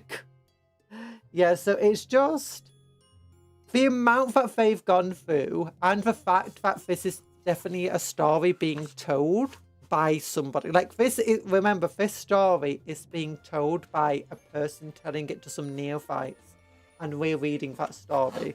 So we should always take whatever happens here with a grain of salt. None of this may be true. All of it may be true to some extent. Like, maybe it wasn't a Juggernaut Lord. Because currently we don't have World Eaters on Juggernauts. Outside of a Juggernaut Lord. And equally, we don't have a World Eaters Lord either. On foot. So... we could imagine that this guy is just... This does read a little like it was penned by the quote-unquote spiritual liege. I have the same reaction. Iconoclast. Yeah. The story's a lot accurate, right? They are canon, right? So, the canon part here that we can guarantee pretty much is law accurate is that this person is telling a story to some neophytes. Everything that happens around the neophytes and the character telling the story, we know is canon. Everything else... I am playing Hollowbug Paladin 3. Yay! I hope you enjoy your game. How canon any of it is that happens in here, though, the story he's telling. It's a lot of it is probably at least massive over-exaggeration. Like, I'm imagining that the World Eater Space Marines are actually just cultists and not a full-on, you know, World Eater Space Marines.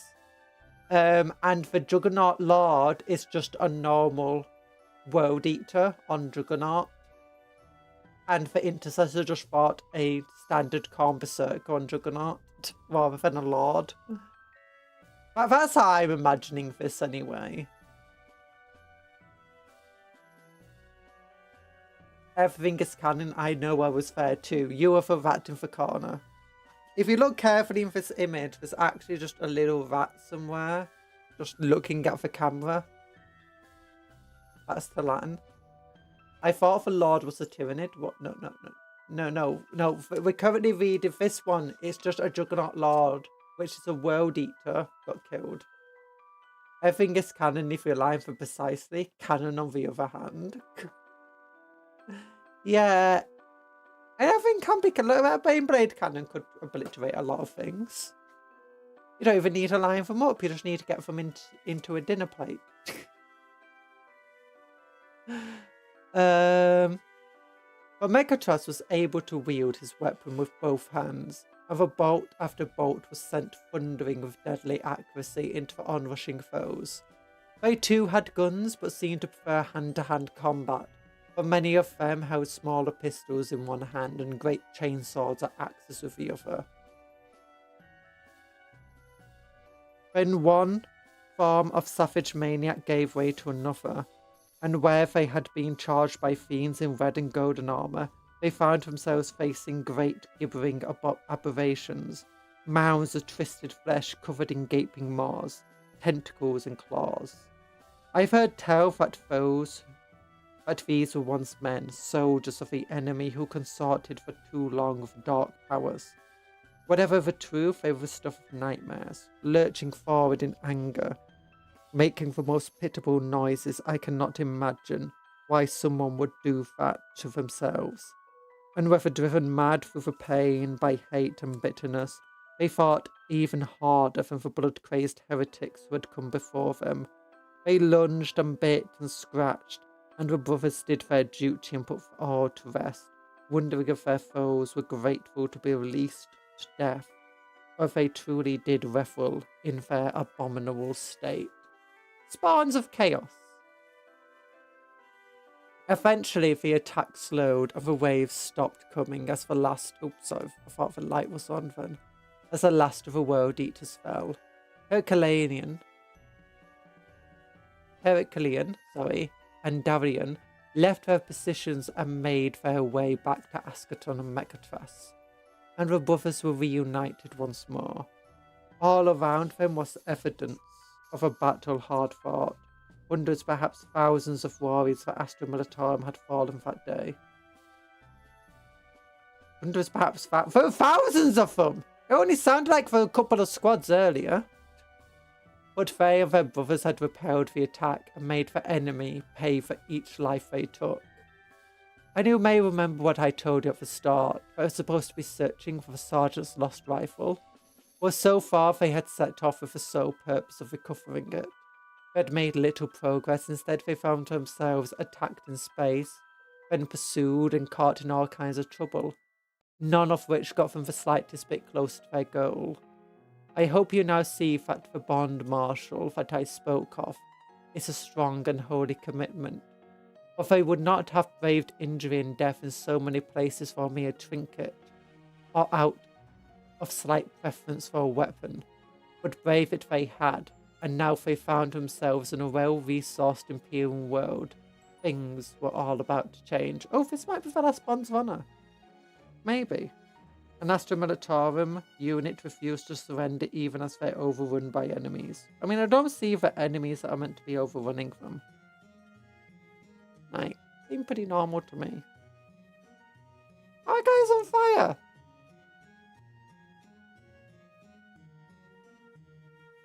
A chain of command. Officers of the Imperial Guard, vital to its success. It's Lord Solar! And not Macarius, the cool Lord Solar.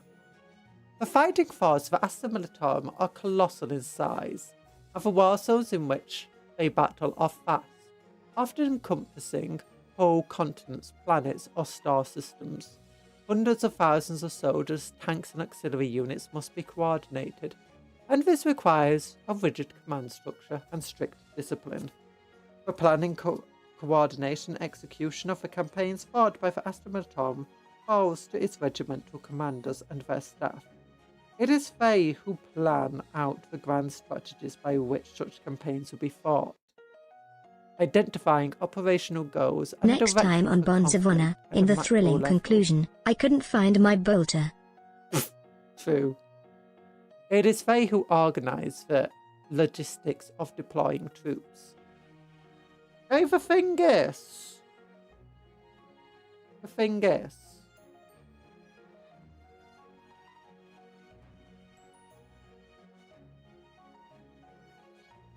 I don't know.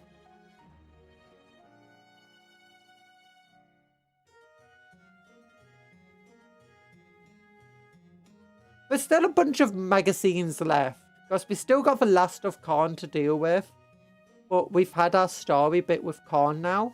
So I don't know if it will continue. It is they who organise the logistics of deploying troops and assets to where they are needed. Beneath them is a branching structure of subordinate officers who carry out their commands in the field. In this way, all serve the great imperial war machine, and even those in exalted positions simply serve in the role required of them, in that respect being no more elevated than a humble guardsman. Lord Solar Arcadian Leontus rides to war astride his cyber steed, Constantine. Yeah, this guy, he's just a humble guardsman. You know, this guy covered in gold and, you know, with an augmented cyber horse, of a giant flowing cape and a big old halo and a great sword. Yeah, he's just a humble guardsman. Very humble guardsman. It says so right here.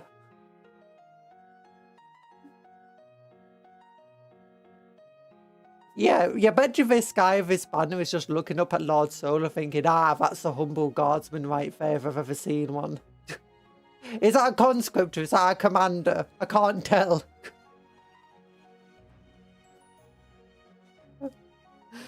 Oh gosh. The Lord Commanders are the supreme leaders of Astra Militarum, subordinate only to the Lord Commander Militant. Each of the 5 Lord Commanders is responsible for military operations of an entire segmentum of the Imperium. Lord Solar is arguably the most important of the Lord Commanders, for they are charged with the defense of the command segmentum Solar and the Throne World.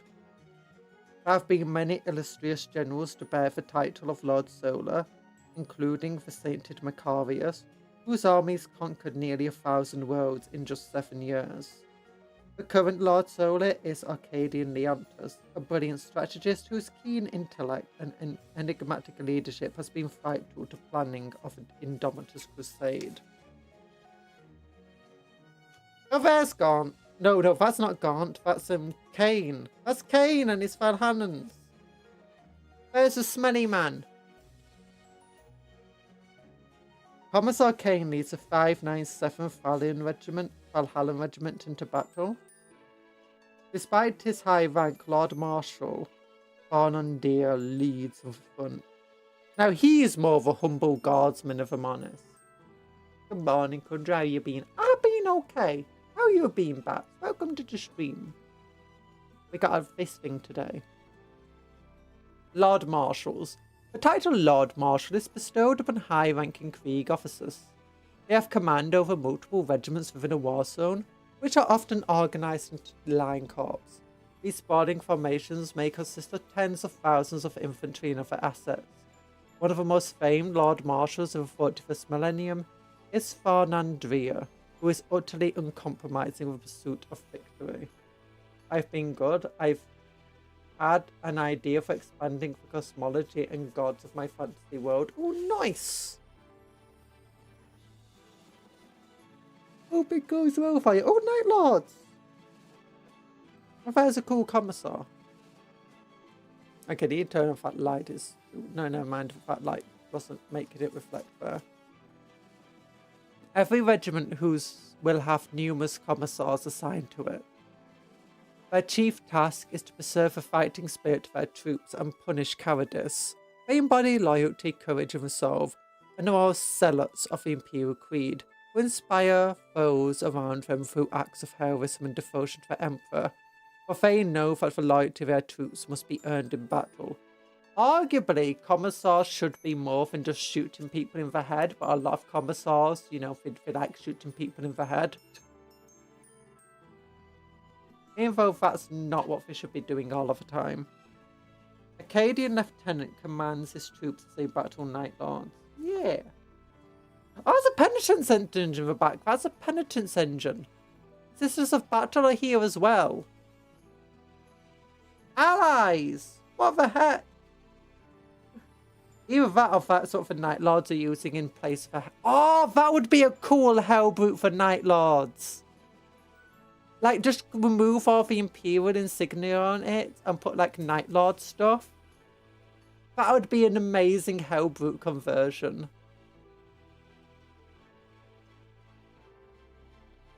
Officers. There are many officers within the ranks of the Imperial Guard.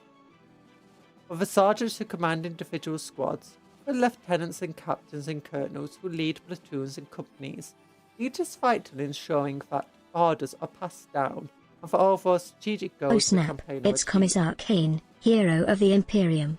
Otherwise known as the Emperor's silliest goober sent to fight his toughest battles. Yeah, unfortunately, they gave me the 3-book audio book by doing of the Kane anthology. But that's like all of the short stories and stuff that are between the actual main books. I need to get the other book for that, for Omnibus. I'm like, oh, I don't want to do that.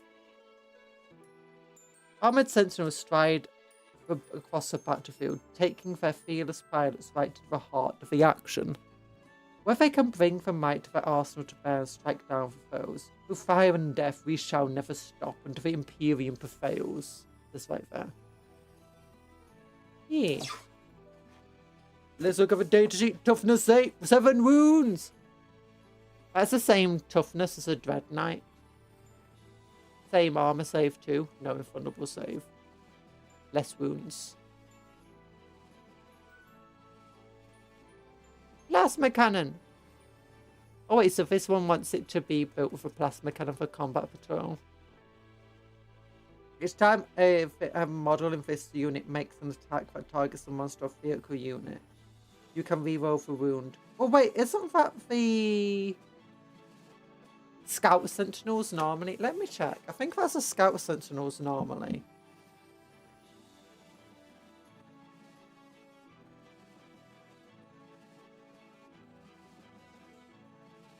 The most human in the 40k books is a commissar just trying to save face and suffering from massive imposter syndrome. It's just like me for real. Maybe. I think there's quite a few characters that are quite human in the stories too.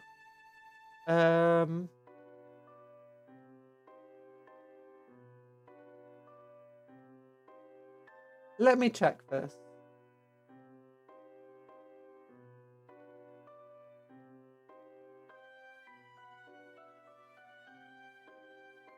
So, Armored Sentinels. Oh no, yeah, they do have a mobile hunter. For some reason I thought that was a Scout Sentinel. Yeah, in fact it's the stats. Toughness 8, 8 inches, 7 wounds, deadly demise. Okay, what does a light sentinel have? They're like toughness 7, aren't they, with a 3+ armor save?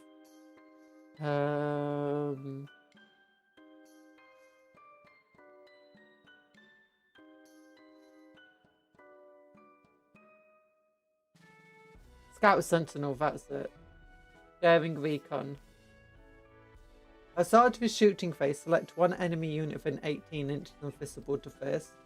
Until the end phase, each time a friendly Astra Militarum model makes an attack that targets that unit, reroll a hit roll of 1. Oh yeah! And yeah, their toughness 7, 3+ armor save, but 10 inch move instead of 8 inch. And we got Scouts 9 inches. They're not bad. And the Scout Sentinel is often very popular because it's only 55 points compared to the Armored Sentinel at 65 points. Which is only a 10-point difference, but still. Getting rerolls is nice. And then, oh yeah, let's read this. Modified with extra protective paneling, Armored Sentinels are superb frontline hunters, wielding their deadly heavy weapons across terrain too cramped for battle tanks to operate. As mobile hunter killers, they excel in destroying vehicles, fortified bunkers, and Xenos monstrosities.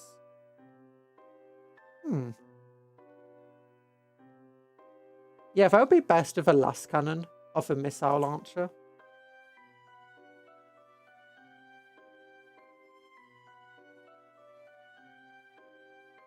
Okay, Cask Gunners. The soldiers gathered in this combat patrol are but a small part of a far larger Astra Militarum muster, now defending the vaunted Sanctus Walls systems.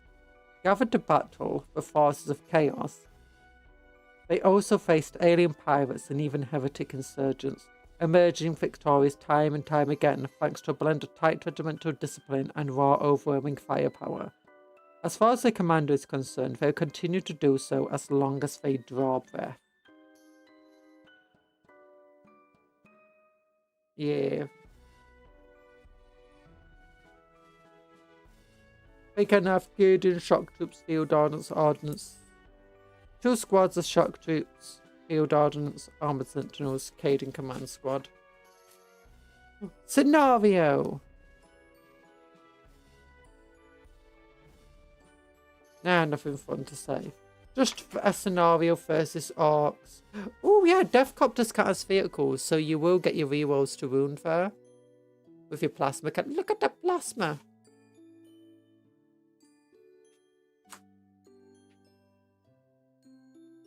Look. Cultists versus those guys. Wait, did they fight Gene Stealer Cultists at all? I don't think they did for Bonds of Honor guys.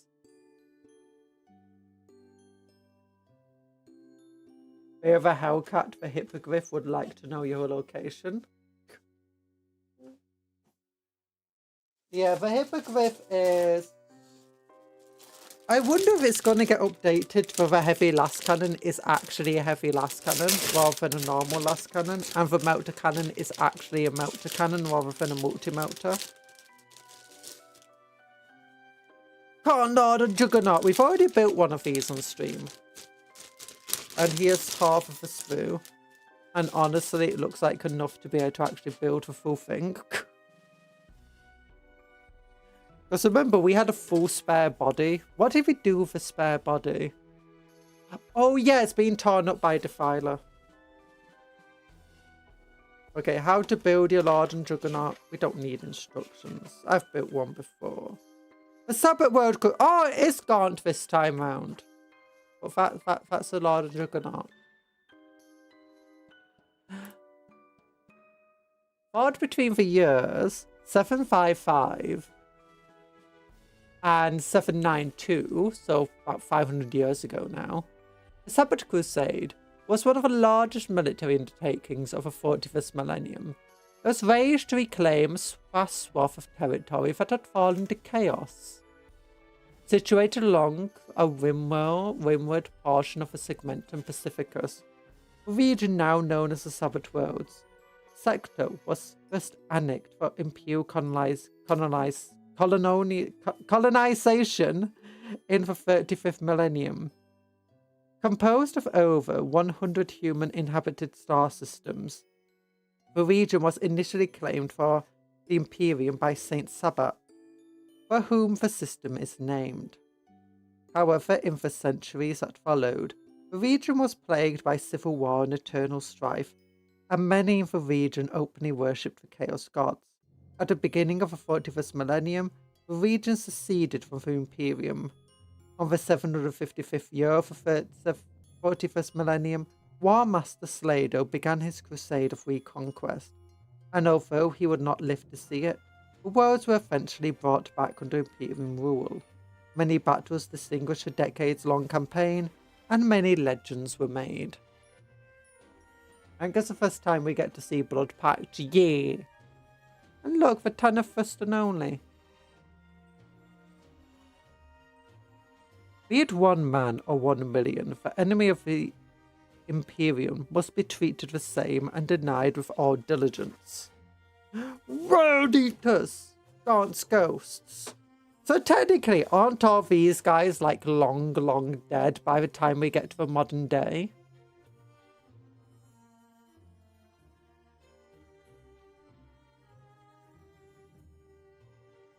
Wait, isn't he dead?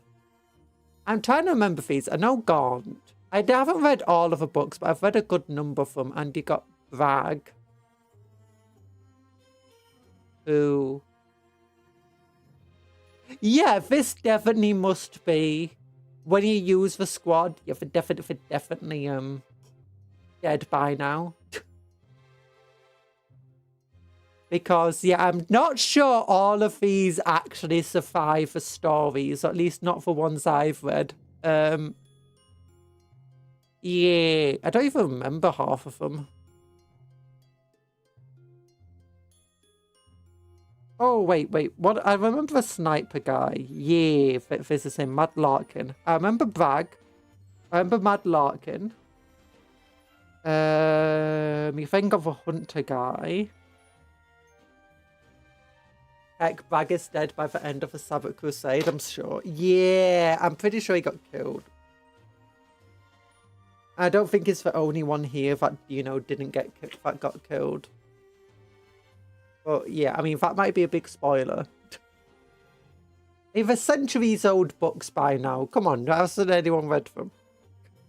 Makar was a woodsman on his native... Yeah, okay, so I remember him. Tanith, and his expert tracking skills made him an ideal candidate to lead the regiment's scout cadre. He was the forefront of many of the Ghost's successful actions. Nervous and shifty, Halain Larkin was something of an outsider of the Ghost. Of his expert marksmanship earned him the position of sniper, and he felled many of the enemies of the Emperor with his modified long glass. One of the greatest heroes of the Sabbath Crusade was Ibrahim Gaunt. Initially serving as a commissar with the Haikon 8th, Gaunt spent much of the crusade as the colonel commissar of the Tanith Western only. Despite his size and intimidating appearance, Bragg was a genial and gentle soul, much loved by his comrades. It was a terrible aim, earning him the moniker Try Again Bragg, but it was powerful enough to just wield an auto cannon like a lasgun. Elim Warn was often likened to a snake both in appearance and personality. He harboured a deep hatred of Gaunt, who he never forgave for evacuating the world of Tanith rather than fighting to save it. Oh, I do remember that one. Carbeck was well respected and much liked member of the Tanith First. Shortly after the evacuation of Tanith, he was given field promotion to colonel, and he led the regiment. Okay, yeah, I do remember him too. He's a tattiest looking colonel. He looks homeless. Any of these could be the colonel. I mean, he's got the Templar haircut right there. This dude looks homeless. Oh no, wait, he doesn't. He's just wearing goggles.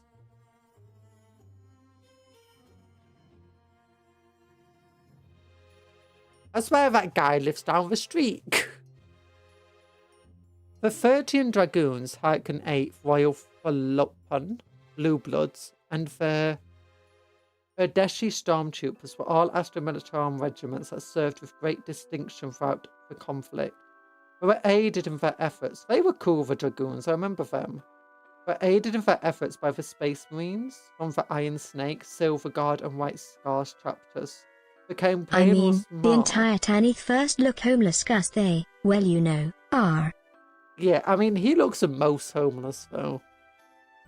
The campaign was marred by internal power struggles, rivalries, and conspiracies operating at the highest level of the Crusade's command structure, especially following War Master Slado's death and the controversy surrounding the appointment of his successor. Thus, scheming and power grabs threatened the stability of the Crusade and its goals, as is often the case. Those loyal to the Emperor had to remain ever vigilant for threats from within, as well as fighting the forces of the arch-enemy. Now, to be honest, they could all still be alive to some extent. Like, a colonel of an illustrious guard regiment is definitely going to be a kind of person who could get the bionics and, you know, augmentations to keep him alive pretty much forever. And probably, you know, being so illustrious, you wouldn't even notice them. And similarly, Gaunt is definitely someone who could be alive that long. Everyone else, probably not. But they could also survive the Crusade, create a new Tanith regiments by, you know, the same Acadians do now, recruiting other people and training them in the ways of the Tanith First. As a result, they could still be around now and still be led by, you know, a few of the same people. Alternatively, all they need to do is go through one warp rift and, you know, come out the other side 500 years later. Oh, that's what I've not done today. Well, I remember. Oh, new 40k, faction focus Space Marines. So, what is Operation Imperator? Basically,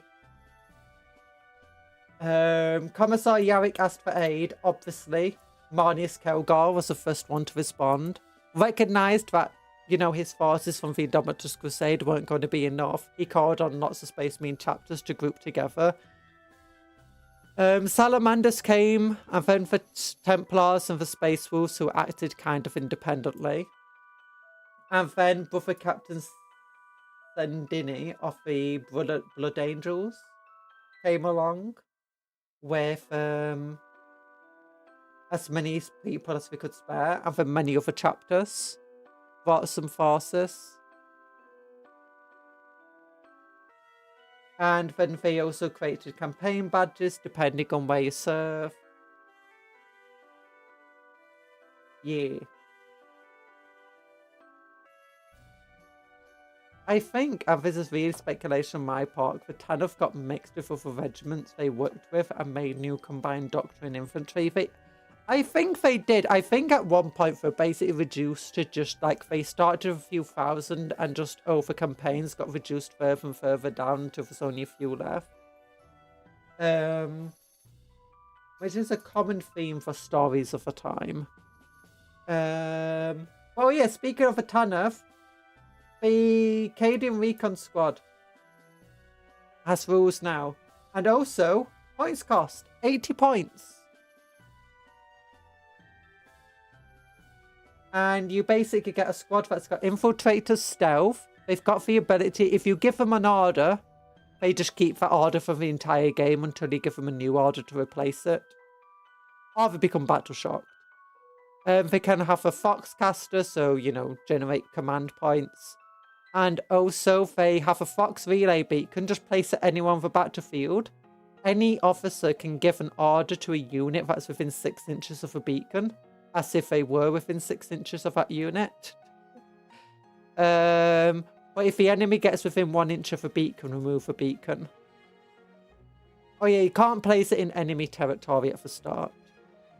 Other than that, you can have one plasma gun or melter gun, one NAS auto stubber, one long last, which is a sniper rifle, and then you can have a Foxcaster and relay beacon, and you can have either one more troop armed with a long glass or give them a missile launcher, but that requires a second troop to take a last pistol instead of a last gun. The sergeant has no special weapons, everyone else just has last guns.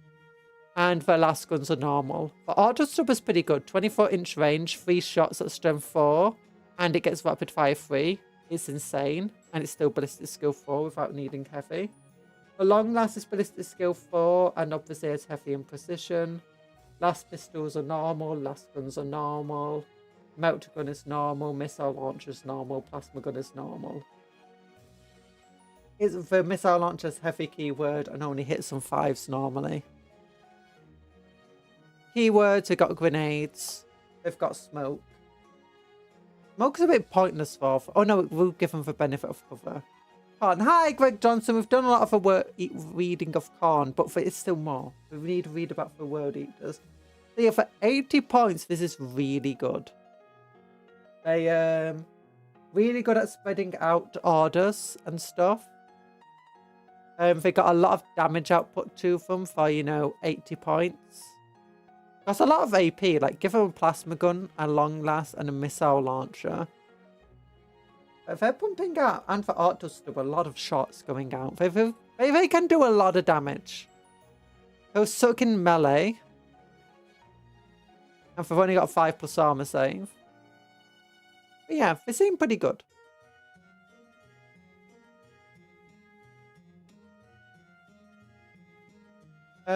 Oh yeah, I did read up on this. And they ruined Tactical Brigade! Look at this! This is Tactical Brigade. This is literally, they changed Tactical Brigade. And that's the one that allowed... Do you know the one where orcs can give orders? Yeah, it's that one.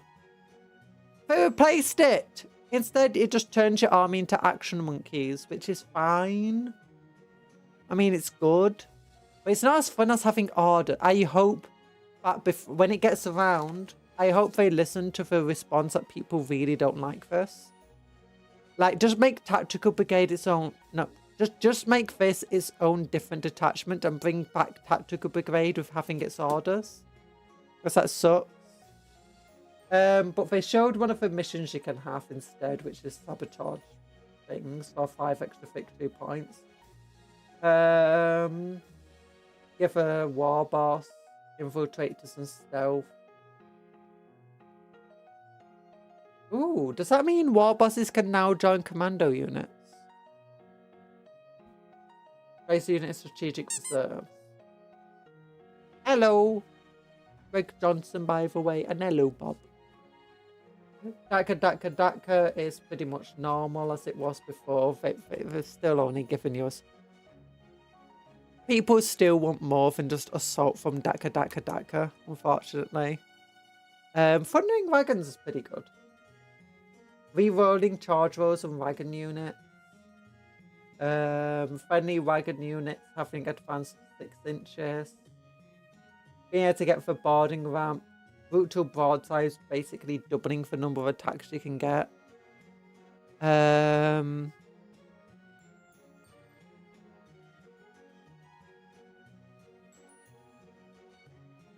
do like them dead shiny shooters though, which is an upgrade you can give to an infantry unit. And it gives them rapid fire. Or if it has rapid fire, it improves rapid fire, which is nice. Oh yeah, snap shooting now. It looks like, because they've got a stratagem here that allows you to shoot in your opponent's turn after your opponent shot. But it gives them snap shooting, which is basically how Overwatch works. But no, Overwatch can no longer reroll hit rolls, which is okay.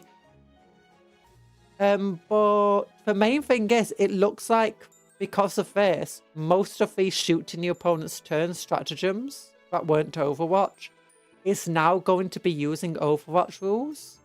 And like do those special rules and stuff that allow you to shoot after your opponent's shot. I hope not, but it looks like it's going to all now use snap shooting. Which kind of just makes some...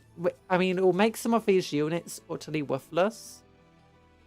Like, or at least completely remove a lot of their use. Like, if you're going for full Phobos armor and you're using the Invictor war suits to really give yourself some proper firepower, then yeah... Because its entire thing is you shoot at a Phobos unit near it, it shoots back at you that turn. So, losing that, having only hitting on 6s and not even being able to reroll, that sucks. It's a flamer buff, but also like Yarik's new ability, which allows him to, you know, tell a unit to shoot in the opponent's turn. Yeah, if all of that gets replaced into snap shooting, which it might not, but if it does, that would suck. And it looks like it might do. Because, like, that's how you use these units. Oh yeah, also, let's look at the faction focus space means. Task Force, Sky Strike. Oh, Speeder focused one. Speeder units can have an ingress move. Okay. Can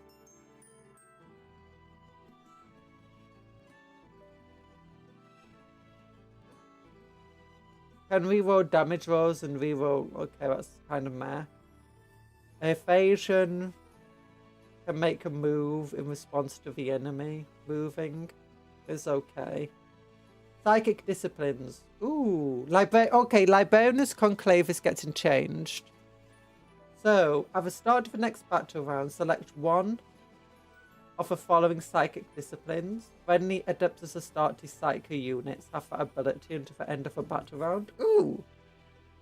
Biomancy +2 movement, reroll hit rolls of 1, reroll wound rolls of 1. This unit's range attacks that target an enemy unit within 12 inches of AP +1. +1! That makes it worse! Improve the AP by 1. Range attacks that target this unit have -1 strength. This unit's attacks can ignore modifiers. Okay, that's very similar to what they have now. That's pretty good. Temporal Corridor.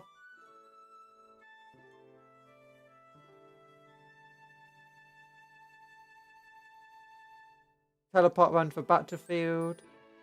Nowhere to hide. plus speed into detection range. Oh, yeah, so this is somewhere where you can actually increase your detection range then. Subversion assets. Friendly phobos and scout units have the following ability. In your shooting phase, this unit can select one visible enemy unit within 12 inches. That enemy unit is detected. While an enemy unit is detected, that unit has plus 3-inch detection range. Okay, that's cool, I guess. Stratagem. Oh, being shot at... Wait. Oh, when you shoot, you don't stop being hidden. Okay, that's a cool stratagem. That works with the new stuff. I like that. Give a model lone operative and stealth. Yeah, that's pretty normal.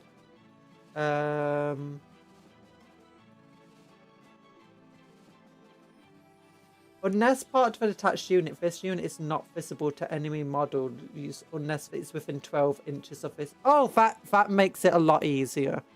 So a lot of rules specifically say a unit that's visible to you within 12 inches. And then sometimes you have to be like, unless it's like within like 18 or 24 inches. And then sometimes they say, unless it's lone operative. This way, it's just like, okay, we don't need to add those brackets in anymore. This just takes into account that thing. And it cannot be targeted by indirect fire weapons unless the attacking models within 12 inches. Oh wait, stealth's changed. If every model in this unit has an ability, every time a ranged attack targets that unit, the unit has the benefit of cover against that attack. Stealth is way worse now. Like, 11th edition is going to be everyone has cover even more than normal because, you know, the reliance on more terrain on the board, larger terrain pieces, and terrain being objectives. That means stealth is utterly worthless. I mean, not utterly worthless. You can stand out in the open and have benefit of cover. Well, that means it doesn't help you.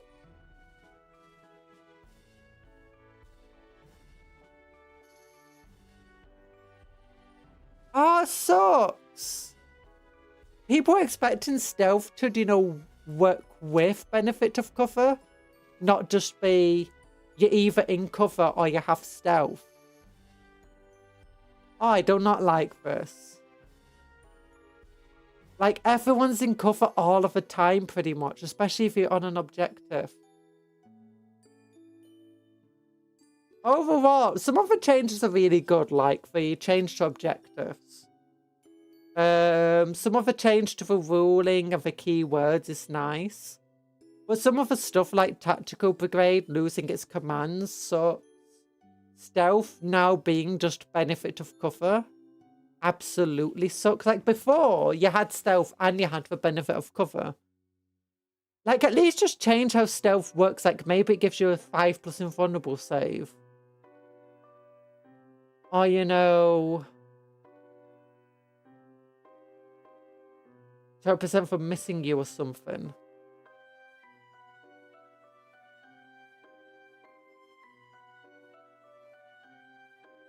Yeah, because every objective will give you cover since it's now a terrain piece. You got more terrain on the board than ever before, and they're still, as far as I'm aware, they're still following the same line of sight to terrain. It counts as being in cover. That means if one model in your unit is partially obscured by cover, your unit has the benefit of cover. And by partially obscured, it does not have to be much at all. Stealth is ignored by plunging fire. It is as well. Oh yeah, plunging fire was a good change. No, I hope that by the time this comes out, they decide to just erect this, because this sucks. Like, every unit with stealth right now is just like, you might as well just half the points value. Oh, Black Templar's Living Miracle. I don't care. Oh, this is what people mean by the new Empress Children. Empress Champion detachment. I've not seen this before, obviously. When a friendly Empress Champion is selected, fight that to fight. That model's melee attacks can reroll 1 hit roll, reroll 1 wound roll. That's kind of meh. It's okay. Enhancements selected with detachment do not count towards the total number of enhancements in your army. I guess that's fine. I guess this is one of those things where you can mix and match detachments, so I'm guessing this is meant to be a cheap detachment.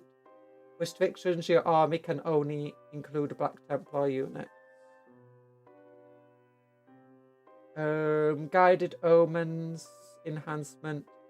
Instrument of a God Emperor once per battle in the fight phase, and this unit is selected to fight. If this unit is engaged with an enemy character unit, you can use this ability. If you do, this model's melee attacks have devastating. Does it have devastating wounds anyway?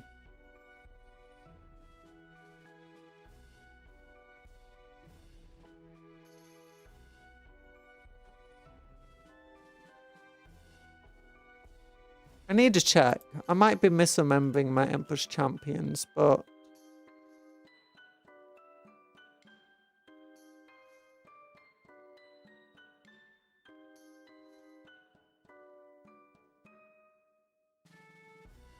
gosh darn it.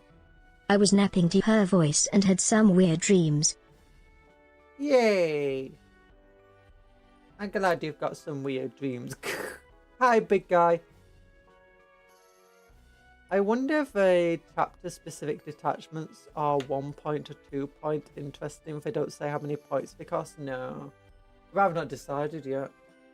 Yeah, forget devastating wounds. Each time this model declares a charge, if one or more targets of a charge have a character keyword, add 2 to the charge roll. Once per battle and this model's unit is selected to fight. If that unit is within engagement range of one or more character units, this model has this ability. If it doesn't, to the end phase melee, weapons equipped by this model have a devastating... Yeah, it's right here.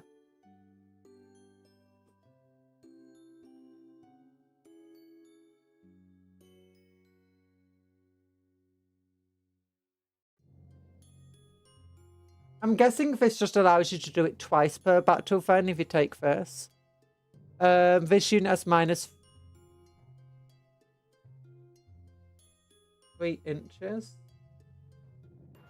Detection range. Okay, this unit has minus 3 inches detection range, so it's hard to see. Yeah, it's harder to see the enemy, I'm guessing. This model's melee attacks have +2. Okay, that's good. Melee attacks have a hazardous rule. Okay. This enhancement is like, you know, swing some roundabout here. Oh, that target this unit. Oh, I thought it said this unit has. Okay, that's fun. When you target this unit with heroic intervention, it costs 1 less command point. When enemy unit, excluding monsters and vehicles, are engaged with this model, is selected to make a fallback move, roll a d6 or a 2 plus its other d6 mortal wounds. Okay, that seems pretty cool. When a friendly Death Company unit is selected to make an advanced move, you can use this ability if you do. Also, just realised something. So, what's the point of this unit having the smoke keyword? It's got the stealth rule. So at that point, smoke, all it does is give you the benefit of cover. But because of the stealth rule, it always has a benefit of cover. So yeah, smoke is maybe smoke keywords also getting overhauled. Because it used to give you stealth and the benefit of cover. When a friendly Death Company thing causes D3 + 1 mortal wound. It's not perfect. Does not prevent it being eligible to chargement advanced. Okay. As a doomed tag and cannot be taken with another doomed detachment. Your army can include Blood Angels unit, but it can't include anything else. Heroic intervention costs -1 with that. Heroic intervention. Basically, just if your opponent charges, you can charge.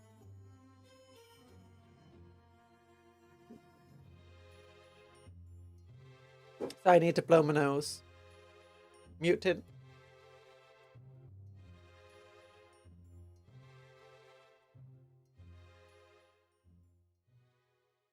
There we go. Resolve a charge of your unit. Yeah.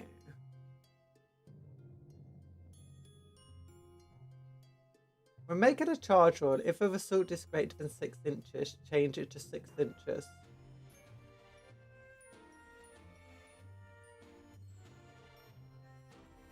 When selecting charge targets, you can select any enemy units that are within 6 inches of your unit.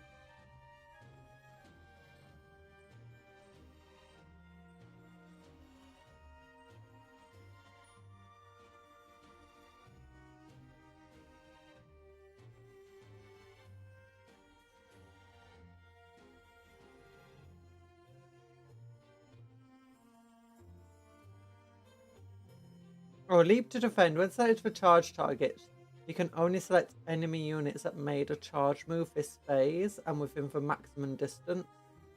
Okay, so you choose one or the other, and the second one costs extra. Info it reduces you to 6 inches, but it means you can charge anybody. Okay, that's fun.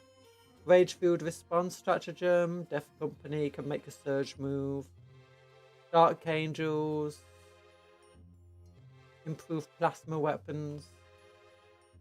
Yeah, Space Wolves. Okay, I'm not going to go through all of them. It seems... I mean, these things seem kind of cool, but the reduction to stealth is awful.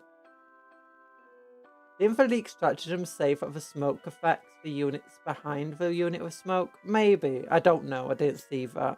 But if it's so, that's cool.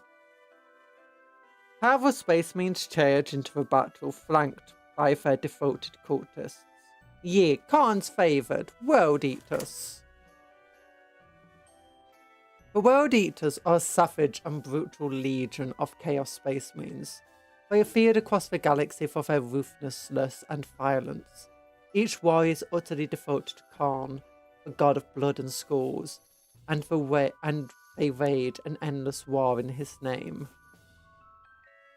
Although it may be hard to believe, the World Eaters were once loyal space marines who fought in the Emperor's name, but centuries of violence and bloodshed drove them to embrace the worship of Khorne, damning their souls and setting them on a path that would end in insanity and death. It has been 10,000 years since the Legion pledged itself to the Blood God, and in that time it has changed beyond recognition. The armour that was once pure white is now crimson of spilled blood, ornamented with brass and trim and engraved with blasphemous runes and sigils. The noble warriors who once fought for a higher ideal are now brutal savages consumed utterly by madness and bloodlust. Their existence is torturous to them, and they live only to kill. For only in taking the lives of others do they have any hope of appeasing their bloodthirsty god, buying momentary relief from the pain of their own existence. Many see the World Eaters as the embodiment of Khorne's will, devoted to the purity of slaughter. Numerous mortal cultists flock to them, serving aboard their ships and fighting alongside them in battle. These deranged zealots seek to emulate their masters, and they use potent cocktails of combat drugs and stimulants to drive themselves into states of frenzied rapture. And nails, don't forget the nails. Do they still use the nails? Wait, look. 7th Legion Bloodthirsters. World Eaters, sorry. Angron, Primarch of the World Eaters, his legion during the Horus Heresy. Leads his legion. The 12th Legion, sorry, oops. The World Eaters were the 12th Space Marine Legion created by the Emperor. Even in those early days, the Legion had a reputation for excessive use of lethal force and indiscriminate violence, and the Emperor's close advisors raised concerns over the stability of the Legion However, the Emperor brushed such concerns aside. He would unleash it as his ultimate sanction upon worlds that he deemed worthy of death.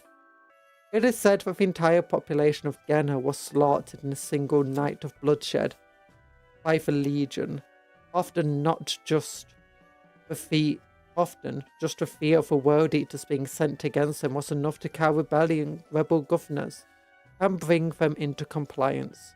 However, the Legion became dissatisfied with the Emperor's rule, and when civil war erupted, they sided with the rebel war master.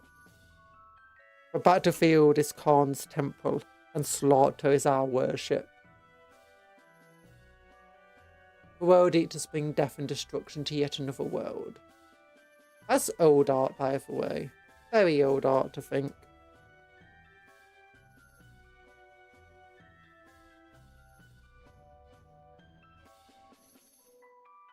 Butchery and bloodshed.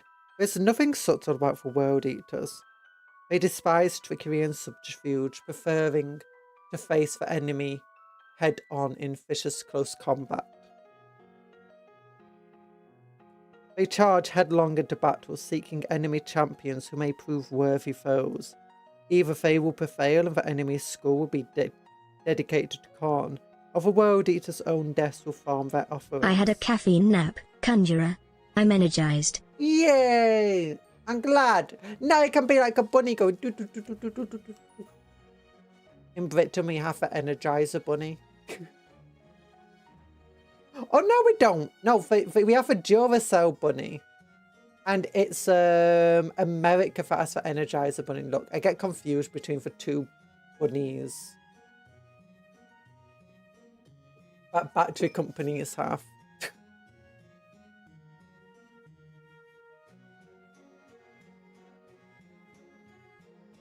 Worst advertising ever. Either they will prevail and the enemy's skull will be dedicated to Khorne, or the World Eaters' own deaths will farm their offerings. The World Eaters are supported on the battlefield by throngs of mortal cultists, ancient war machines, and murderous demon engines that take form of savage beasts, towering axe-wielding warriors, and great brass scorpions. The blood they shed in the name of their murderous god weakens the fabric of reality, allowing Khorne's demonic legions to spill forth and join the slaughter. Ox of Omen! Yeah! Sorry. The Chaos Battle Fleet assaults the Imperial world. The galaxy burns. The depths of a galactic core to the outermost rim. The forces of chaos emerge from the depths of the warp and to assail hundreds of worlds. Vast fleets of starships raise whole planets to ash. Colossal space hooks lie at the hearts of these armadas, each a veritable fortress bristling with powerful weaponry. At the end of the 41st millennium, many systems across the galaxy suddenly found themselves assaulted by the followers of the Dark God. They were not the normal raids by marauders and petty warlords, but concerted assaults by fleets of chaos vessels united in common purpose. These fleets were composed of different patterns of vessels, flying the colours of different legions and champions. More unusual was the fact that each was invariably accompanied by a gigantic space hulk, which seemed to form the linchpin of the fleet. Such vessels were usually rare, only appearing in real space for a limited time before being dragged back into a warp by mercurial current. Yet these hulks were numerous, and they moved in a coordinated manner, providing powerful halts to the Chaos Fleet. None knew where they came from, and the horrifying truth of their origin would not emerge for some time, but they became known as the Arcs of Omen, and their name was a byword for terror. From the holds of leagues of photons at the heart of the galaxy to the Tau Empire along the eastern fringe, none was spared from the savagery of these attacks. Each world fought desperate defense, battling tooth and nail for survival. The Farsight enclaves, a fledgling empire established by the Tau hero Commander Farsight, was the target of a brutal attack by the Arc of Omen Unhallowed, where Farsight was killed. I'm joking, he didn't say that. Arc of Omen materializes in wheel space. Oh. In my dreams, the sky is burning, the stars blaze bright enough to drown out the darkness.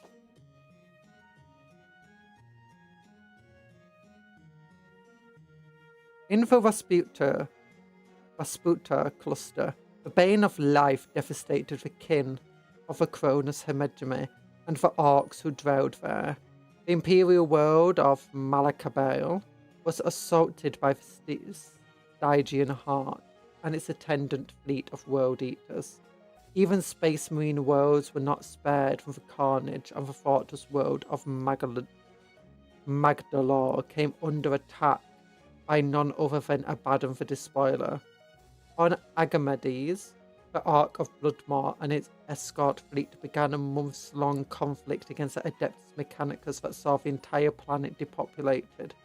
In the Loom system, the Ark of Omen, the Herald of Misery commanded by the Iron Warriors, Lord Kasagara, led an assault across several worlds, destroying cities and leveling continents. On the Shrine World of Loons, forces of the Sisters of Battle and the Cyborg Skitarii legions battled with the Iron Warriors, but were unable to prevent the destruction of the planet. Perhaps strangest of all was the Night Terror, an Ark of Omen found drifting alone and abandoned by Space Marines of the Blood Angels chapter. When the Ark was boarded, Commander Dante of the Blood Angels discovered all inside had been slaughtered, and the corridors were filled with ferns, moss, and other plant life, suggested of a fall. Oh! Exodito Dori! Exodito Dori! I imagine the Ark of Omen just translating into wheel space is enough to shatter some defense fleet. We're looking into Halo 2 out of 3. 2/3 ODST, in fact Corvi Cruiser slip spaces the new Mombas.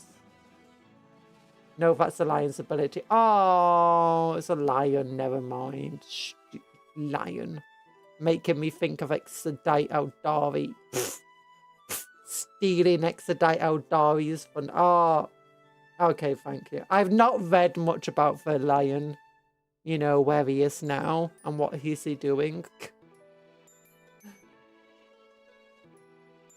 Oh, it's sad. But yeah, maybe.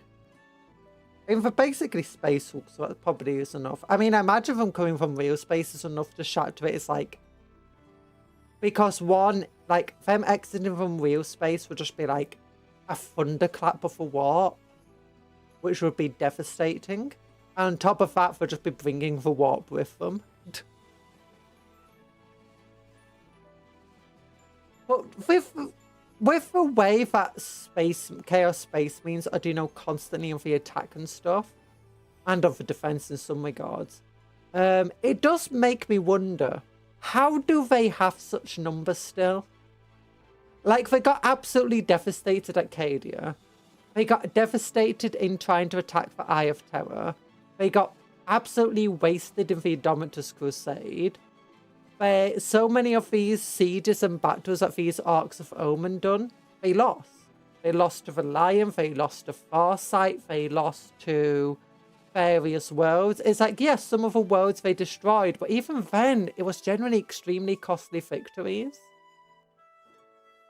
It just makes you think, it's like, literally millions of Chaos Space Marines must be gone with each of these campaigns by the sounds of it. Yet they always just seem to have a million more just sat in reserve, just ready to fight. And it's like, where the hell are they even getting them at this point? Was the Demon Carpenter actually successful?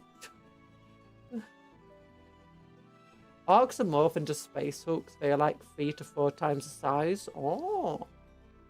Hooks are barely able to hold together when they translate. Arcs need Ashtar flavoured warp shenanigans to work. Ooh.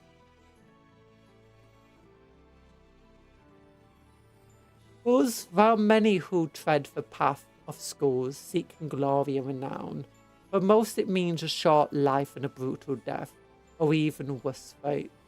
For those of great strength and will and martial prowess can rise to become mighty champions of Khorne, and thus some of the most feared warriors of the galaxy. Lord and Juggernaut. Only the mightiest of champions become a Lord and Juggernaut, only to then get killed by a random intercessor. In melee, with a combat knife. Actually, it was a punch to the face that got rid of him. Why is it talking about Marla Fiends? We don't have a Marla Fiend yet. Champions of Khorne are amongst the most feared warriors in the galaxy until a Space Marine intercessor comes along. As I say, for me, action of exiting for warp would probably vaporize any vessels too close to a warp point. Yeah. They live only to kill, but they believe that it will bring them closer to their murderous god. The mightiest champions of Khorne attain the rank of Lord, and they may be gifted with juggernauts, demonic beasts with a skin of brass and blood of fire.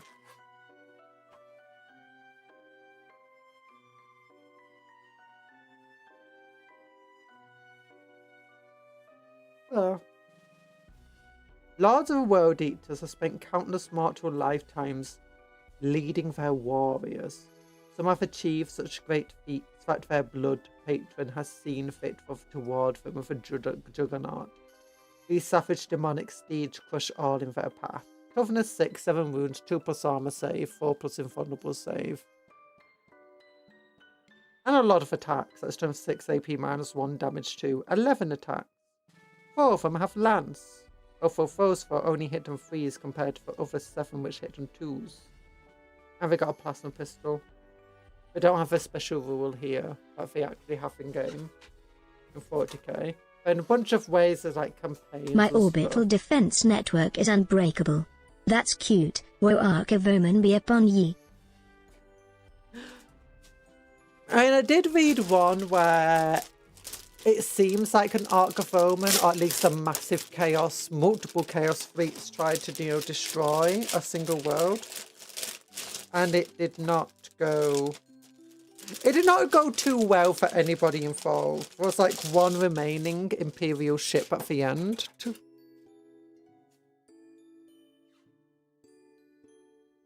But it looked like their main naval forces got destroyed pretty much in the opening battle, which suggests,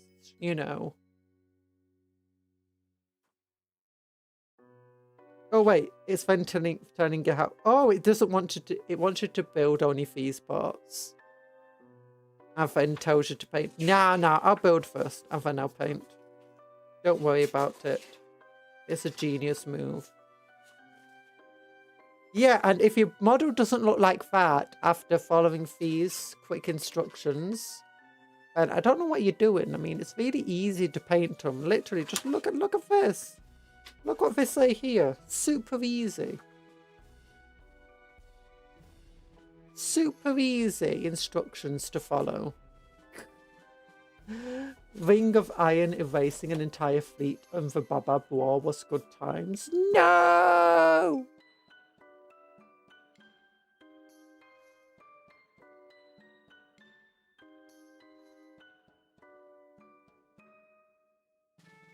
I guess Ring of Iron was, chaosy thing for bad guys rather than for good guys.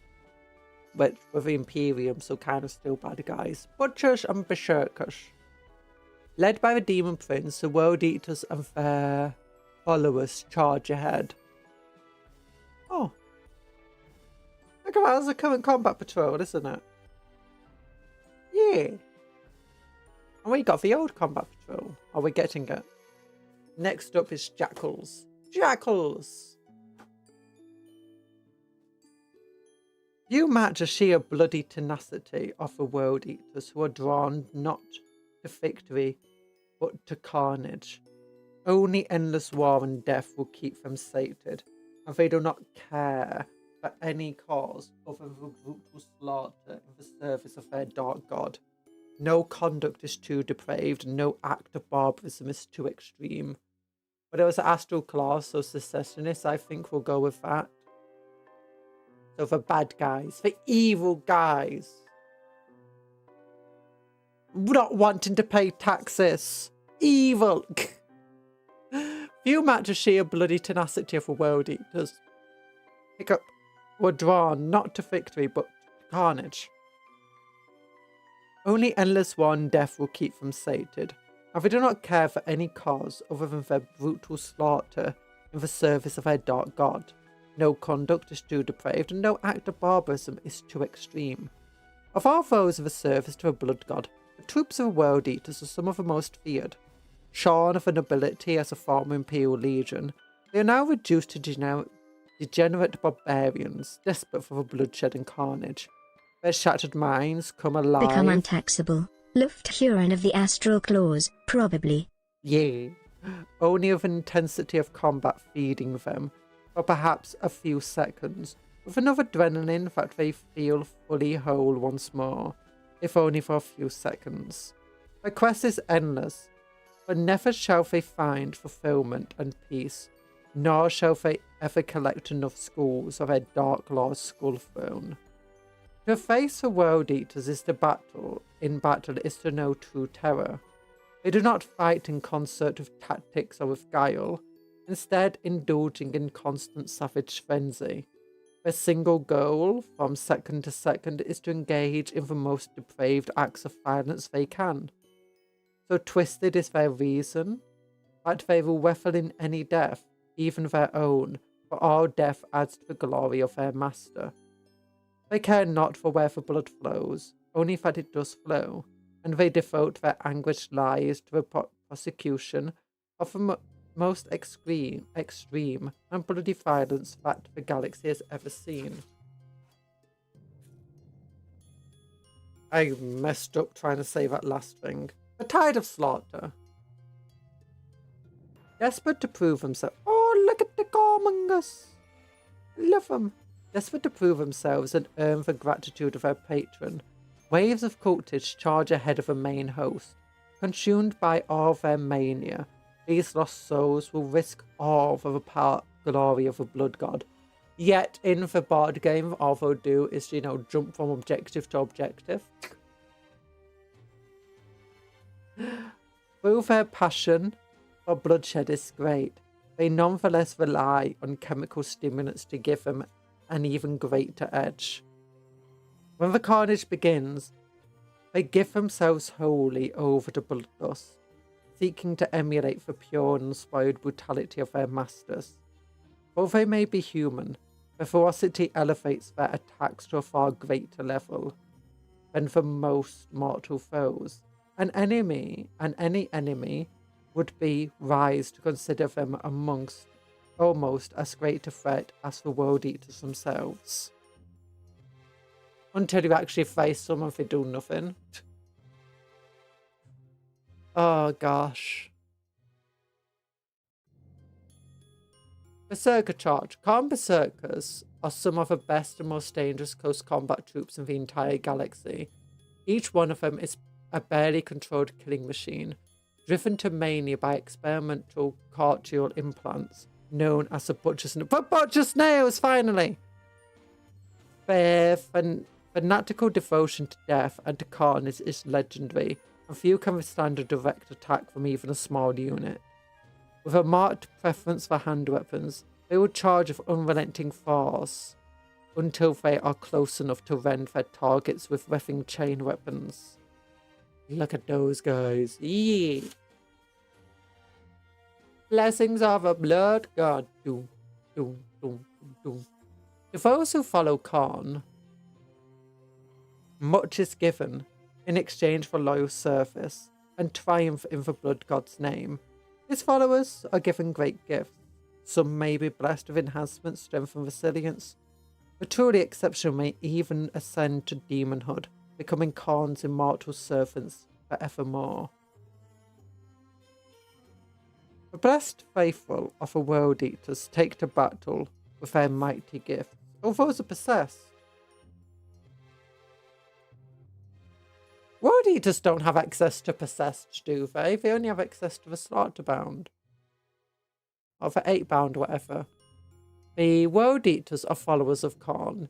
He goes by many names, but his principal titles are the Blood God and the Lord of Rage. Hi Tor, how you doing? We've been reading. We got a lot about Khorne here. His followers are driven to honor such a master appropriately. Oh gosh, I'm struggling to read this. His followers are driven to honor such a master appropriately and indulge in great violence and destruction in his name. As they are in constant competition for their master's attention, the World Eaters have ended up as groups of fractured warbands, warring amongst each other as often as they face external enemies. Each warband is led by a great champion, who has repeatedly proved their worth in combat. To attract Khorne's favour requires great bloodshed, and those who hold positions of honour. In his forces are some of the bloodiest and most violent individuals in the whole galaxy. It is unsurprising that they fight so hard, but while their master can grant them great boons, they may suffer a fate worse than death if they displease him.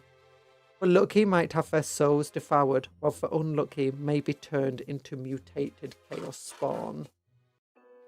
Yeah, Khorne Demonkin! These pages are ripping. Yeah! Some of the darkest and most depraved elements of the World Eaters form warbands alongside demons. These groups combine their strength to take an infernal force of death and destruction that sweeps aside any opposition with ease.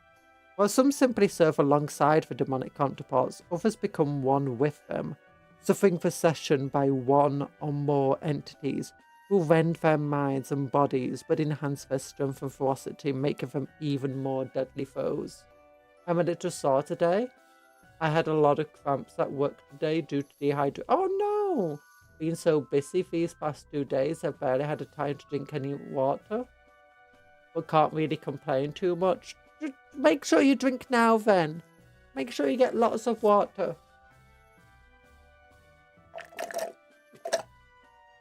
So I'm like, you reminded me to drink water myself because my lips are a bit chapped. There we go.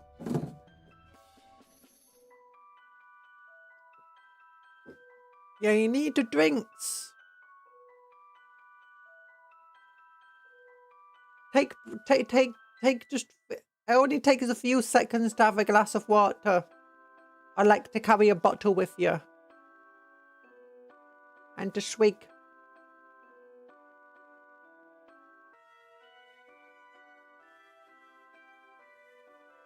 Engines of slaughter.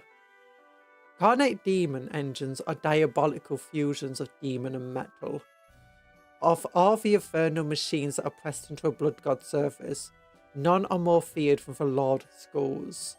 Each one contains a mighty demon lashed internally to its metallic prison.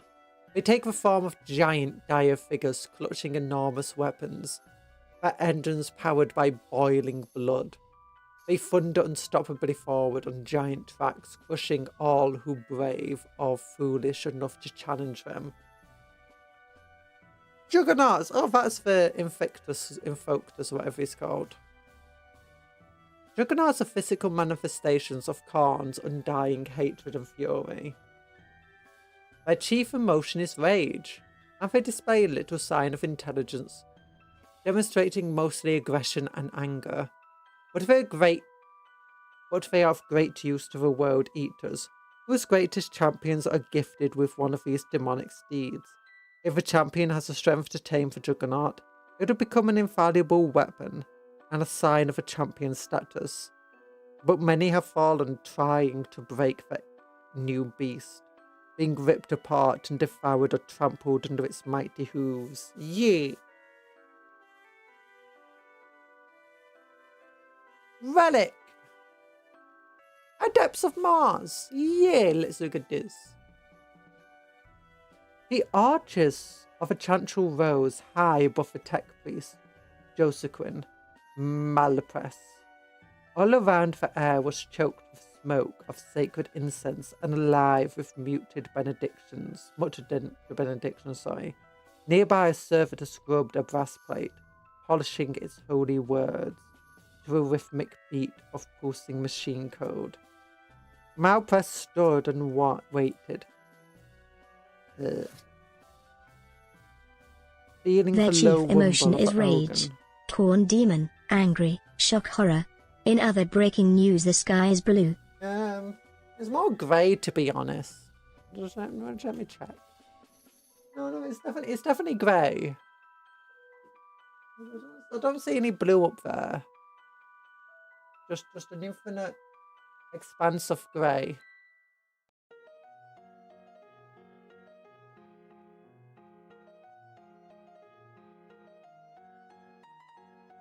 Yeah. I don't think you've looked at the sky much, Cuptle, have you? Malpress stood and waited, feeling the low rumble of organ pipes join in perfect chorus of the engines. They fired deep beneath him, passing their vibrations through the building, as surely as they passed the power to the blessed machines surrounding him. Eventually, a status light of the console in front of him updated, and he began to chant a prayer to appease its machine spirit, making the sacred signs as he worked through the liturgy. Once his duty was done, he anointed the console with fresh oil and connected. His implants passed the flood of code, relaying the message straight into his brain. Another fragment had been found, more of a sacred lost artifact. The last piece had proved invaluable in the struggle, and who knew what ancient technology could be recovered from this one? It was not a moment to waste. Far outside, a vast conflict raged, threatening to engulf the whole planet. At any moment, the fragment may be destroyed and its secret lost. Silently, Malpress relayed orders over the noosphere. At that moment, the date for the mission was instantly projected into the mind of a techno-archaeologist that he had chosen to accompany him.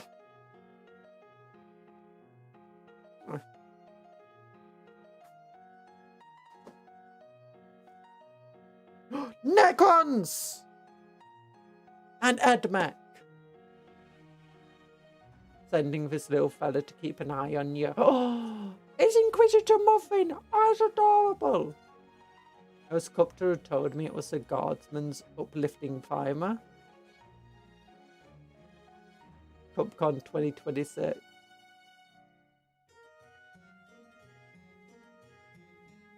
You know. Oh, Cupcon, what do you have to say in your defense since you're being caught fossilizing for the ruinous powers? Yeah, you know, I don't prophesize the ruinous powers. I'm warning people of the ruinous powers, you know. If you're here, it means you've been accepted to the Scholar Pogninium, and you know, you're having to learn about the ruinous powers and how to fight them, and of the stories you need to learn from, you know? It's important knowledge. Every like on this stream is a like to the Scholar Pogninium. Scythian, Talus, and Malpass knew that the recovery party would be assembled within minutes. It was to be a small group. Malpass himself would accompany them, an honour befitting the importance of the mission. And, other than the techno-archaeologists and their servitors, only a single unit of Skitarii would serve as their guard. All the better to slip through their fighting outside, but the conflict had grown too great to rely on using strength to force a path to their destination. It was not long before the group was assembled for a race surrounding the cathedral. Around the building was a small oasis of calm, encircled by an impenetrable wall of Adeptus Mechanicus forces. As he watched, Malpass saw a beam of light reach down from the tepid sun to illuminate its walls for a moment. As though lighting their way as they left its sanctuary. But further away the skies glowered with irradiated clouds, casting a shadow over the brutal fighting below and wreathing the land in darkness. Malpass and his party set out, and he and Talus, the techno-archaeologist, were in the centre. The servitors were sent in front to trigger any mines, to draw any fire. Behind them marched the Skitarii alert and prepared, and the group headed towards the lines. They stopped on a ridge behind the front and surveyed the scene ahead. In the distance, flashes of fire met flashes of green light. High atop a ridge, the force of the Adeptus Mechanicus rained down death on the Necrons below. The Mechanicus had the obvious advantage, and many foes would have balked at the idea of challenging them. But the Necrons kept coming no matter how many were cut down. Planet-wide exterminators have been done for lesser offences. Cuptle, you're on thin ice. No, I'm not on ice. I'm on a nice leather-bound chair, or with a nice plush carpet. 600,000 feet in the sky.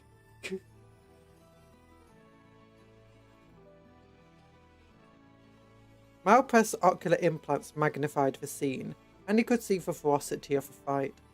In the centre of Mechanicus' forces, a knot of huge machines fought, the mechanical tendrils whirring and grabbing around them.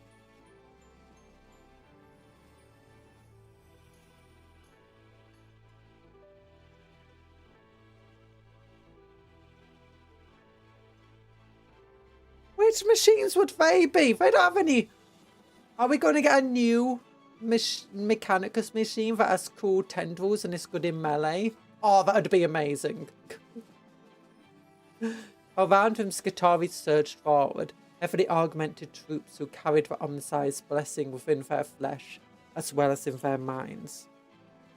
Though not as thoroughly transformed as Malpress himself, they nonetheless sported mechanical limbs and organs. They were heavily implanted, capable of receiving instant data transmissions and parsing the hidden lingua of the Adeptus Mechanicus, a mode of speech that bore more resemblance to a machine code than to any human language. The divisions moved in concert, their abrupt and efficient orders steering them this way and that, reacting as the battle changed moment by moment, opposing them with the Necrons. Lost souls whose dire choices had seen their minds imprisoned within cold metal.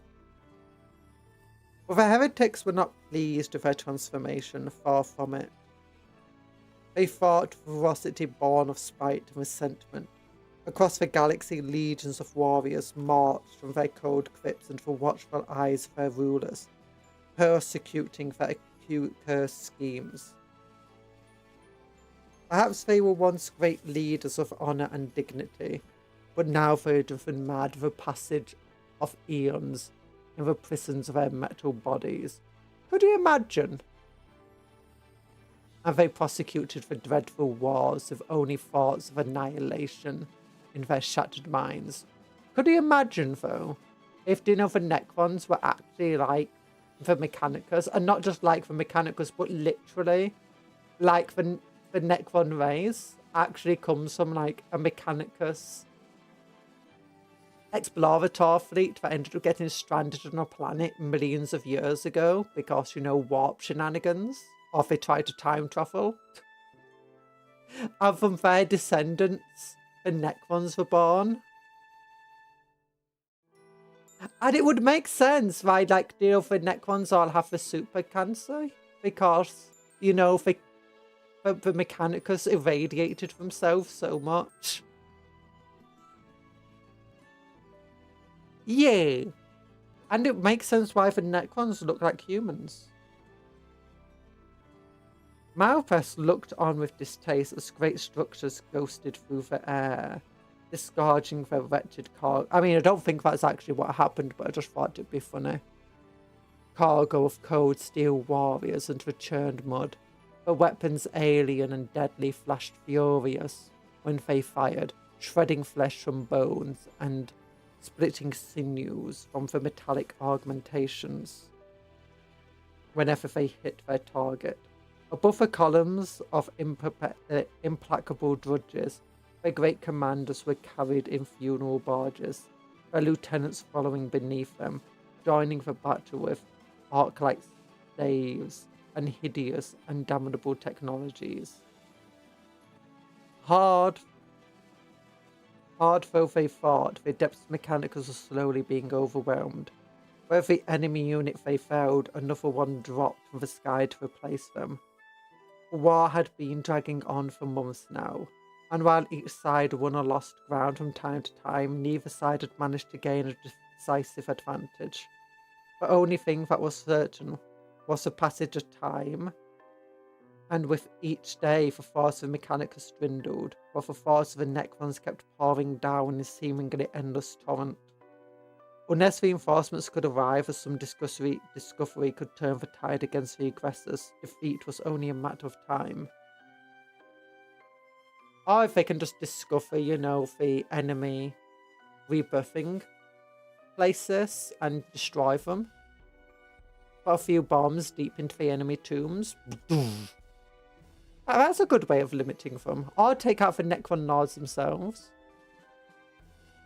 It was precisely this thought of defeat that occupied Maltres's every waking hour, and the chance to recover an ancient technological artifact was a rare and precious gift. The lost knowledge of the past was agonizingly out of reach, and with every discovery, the power and efficiency of the Mechanicum's weapons increased. A blast of green light lit the air around, throwing mud and plascrete into the air. A brief glow illuminated the path ahead, a churned wasteland scattered with skeletons of ancient buildings. Ahead, the servitors trudged onwards, oblivious of the danger. Behind, the Skitarii followed warily, always vigilant, always observing. The party moved down from the ridge and into the concrete forest. It was not long before they approached their target, apparently unobserved. But Maltres knew better than to breathe a sigh of relief just yet. The boundaries of the front line shifted so often, there was no telling who held the ground right now. There was a hint of movement ahead, and then a blast of green light shredded the servitor who was walking at the front. Its flesh was stripped from its bones where the blast hit, and it tumbled to the ground, still trying to walk forward with its remaining leg as it lay on the ground bleeding out. The Skitarii immediately fanned out, melting into the ruins around, and Malpres and Talis dived behind the rockcrete column, and he sent an order to pull back. Oh my gosh, there's more of it! Oh, that's like the really, really old Necron Codex art. Ooh, and that's newer Necron Codex art. Actually, oh, that's the one from the Mechanicum game, isn't it? I'm pretty sure. The Mechanicus game. Ahead, the buildings were clustered close together with a single path out into the open, and the Skitarii unleashed a salvo of fire at the gap. The deadly accuracy of the galvanic rifles was wasted here. All they needed to do was lay down a curtain of fire that the Necrons could not advance through to buy enough time to retreat. As long as shots were ricocheting off every inch of the walls on either side of the path, only a fool would try to pass through it. The Necrons were many things, but foolish was not among them, and the party moved backwards away from the line of fire. Malpres and Talis double-checked the coordinates of the fragment, and to their dismay concluded that it was almost directly underneath the Necron's position ahead. Time was short, and there was little to do other than to mount an immediate attack. The Skitarii were expert infiltrators, and skilled at operating behind enemy lines, and they slunk off into the ruins and quickly surrounded the position of the Necrons. Though presumably wary of an attack, they were caught by surprise at being assaulted from all directions at once, and they fell in droves as the shots thudded through their metal chests. But not all were downed, and they strode forward under fire, unafraid and blasting the Skitarii positions. Malpres ducked as a blast went over his head, but eventually the last one was brought down, but the cost was dear. All but one of the servitors had been destroyed, and 2 Skitarii were mortally wounded. They could not withstand too many more encounters of the Necrons. No doubt more would be on their way soon, and the Skitarii fanned out with the rubble, taking up positions, this time looking outward for the inevitable counterattack. They could only pray that the failed machines in front of them had failed to get of a call for help, giving them a bit of extra time until they were discovered. Amid the ruin, Talis got to work. If a fragment was still here, it was in a vault in an unregarded room beneath the rubble. was a chance of getting it, but there was also a chance that the fault had collapsed, or was buried too deeply. It might be recovered with greater numbers, but the small raiding party had already attracted too much attention, and Malpress didn't fancy the chances of a larger force, or omnisire bid, any heavy craft or vehicles. With skills and precision, Talis found his way through the skeleton of a building, and began to unearth the entry panel. Malpress found his mind wandering, and strode off to the perimeter guarded by the Skitarii. They were truly excellent in urban warfare. He thought, were it not for his enhanced senses, they would be completely invisible to him, even though he knew they were there.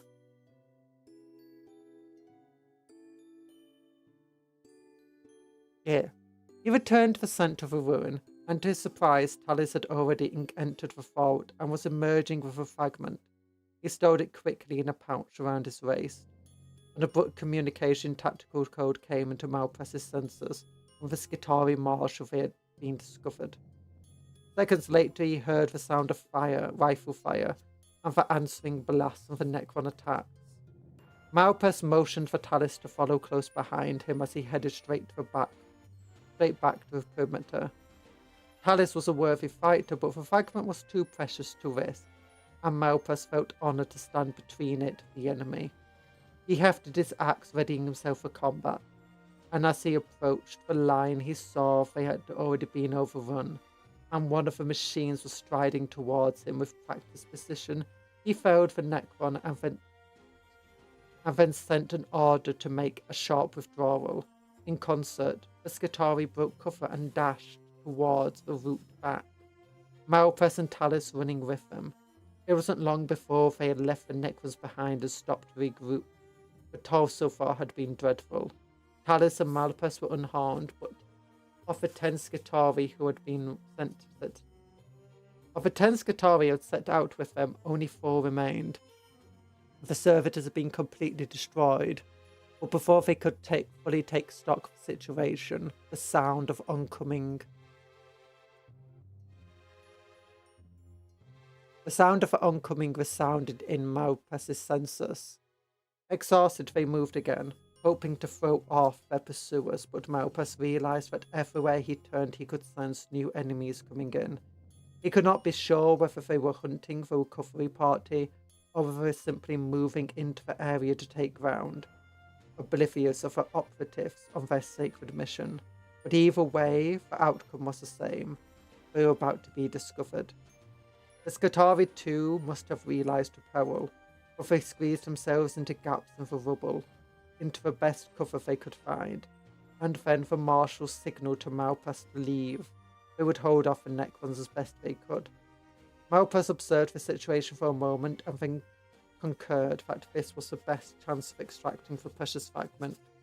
But even as they moved off, Malpress realized that the way ahead was fraught with peril. Behind them came the sound of gunfire as the Skitarii made the last stand, and even as they neared the edge of hearing range, the sound of galvanic rifles still rang out. At least one of the Skitarii was still alive, but ahead were other noises too, and soon they found their path blocked by a column of Necrons. And oh my god, this is the longest story we've found in one of these yet. Amazing. Is that a Gatling gun? That guy's got a Gatling gun. Do any of the Mechanicus models have Gatling guns? Like, I want to check just quickly. Do any Mechanicus models have Gatling guns? Oh look! Wow! Wow! Armies of Imperium, Adeptus Mechanicus. Okay, the ones that have the heavy weapons, right, it's these guys. Does he have an option for a Gatling gun? No, it's just this big old rifle here, isn't it?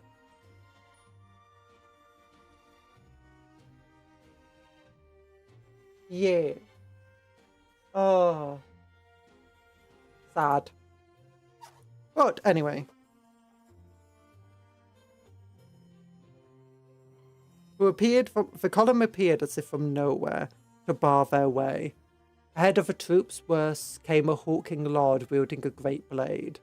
He was moving too fast for them to escape, and they stood their ground. Perhaps he was expecting a surrender, or perhaps arrogance had made him complacent. For he did not seem prepared for the attack that Talis and Malpas mounted as he approached. For he swung his blade with great ferocity, and caught a glancing blow on Malpas. He reeled under the hail of shots from Talis' pistol, and was swiftly brought to his knees by Malpas' axe. As he fell, Malpas regarded the troops that were now bearing down on them, and he signalled Talis to leave, hoping to bar the way and buy him some extra time. But as Malpas turned back to face the Necrons, a blast of green fire shot over his shoulder. He heard a cry and turned to see Talis falling mortally wounded into the ground behind him. Talis scrambled at his waist, grasping, and then found what he was looking for. As Malpas approached, Talis pressed the recovery fragment into Malpas's hand. Malpas regarded it for just a second. It was a strange thing, jet black and almost featureless. But within it, great secrets were willing to be unlocked, if only he could get it back. Talis grasped again, and the sound of the approaching Necrons was accompanied by more blasts of fire that narrowly missed Malpas. You know, both of these should have force fields of up. With regret, maybe if they just ran out of force fields. With regret, he took one last look at Talis and then hurried off into the darkness. He heard a few pistol shots followed by silence. As he walked, the fragment felt heavy in his hand, but he dared not stow it anywhere. It was too precious, too important, and his blood ran cold as he once again sensed the approach of Necrons. But too many here. They couldn't possibly be pursuing him. The area must have been overrun. He strained at his oral implants, desperate to pick up anything that might be of use to him, and there it was hidden within the din of war, with the sounds of galvanic rifles firing. He broke from his cover and ran headlong towards the sound. As he crashed through the rubble, the Necrons gave chase, bleeding out of a battle-torn ruin from all sounds. Blasts of their weapons flew around him, crashing into walls and tearing the ruins into dust. But still he ran through the barrage. Whether berserked by luck or by the omnisci, he did not know. But he was getting closer and closer to the sound of Mechanicum troops, and then he stumbled. At first he didn't realise why, but he looked down and then he saw he had been hit in his leg. As he stood, another blast grazed his arm and he lurched forward, ignoring the pain, that now filled his body, and fighting with every step to make it home. As the Necrons closed in, he saw a vanguard of Mechanicum in the near distance and limped towards them, broadcasting on every frequency he could access. The sound of Necron weaponry was joined by a sound of rifles, and as Malpas sank to the floor under the weight of his injuries, he held on to consciousness as long as he could bear. Finally, as he began to feel himself slipping away, he saw a familiar sight. Augmented infantry taking the area around him. As one approached him, Malpas gathered his ebbing energy, took out the fragment and worthily passed it over before lapsing into darkness, his duty done. Oh, that was so cool! That was kind of cool. It made both the Necrons and the Mechanicus seem, capable. Although it did also make the Necrons feel incredibly inaccurate. I feel like them having force fields active would have been a lot better. Like taking a bunch of the shots for them, rather than just missing. Although it does make sense. The entire thing is meant to be will of the Omniscire, and, will of the gods just protect you in 40k. So yeah. Although that Necron Lord just got absolutely destroyed. I mean, which would actually happen. I mean, tech priests are incredibly scary in melee. Like, when it comes to character killing. With strength 8, multiple damage weapons, lots of attacks. And having really high attack rate pistols. Scenarios of Skull Takers. A juggernaut of Khorne ventures out by himself. The battle never ends. And that's it. We've got jackals, and then I just think a few more magazines and it's over. So tomorrow morning, we will be building the Brood Coven and maybe a Rogal Dawn if we have time. And then I've got a member stream in the afternoon, which should be fun. And what else do we have? And that's it. Friday, turns out I won't be able to stream on Friday. I actually have a dentist appointment then. I just didn't realise I did. Oh my god, the Steelers of Levi's, yeah! Oh, for that. The Brood Coven. The Brood Coven sucks. You want to see how big the 45 quid sprue is? The entire Brood Coven. 45 quid, isn't it, if you want to buy it?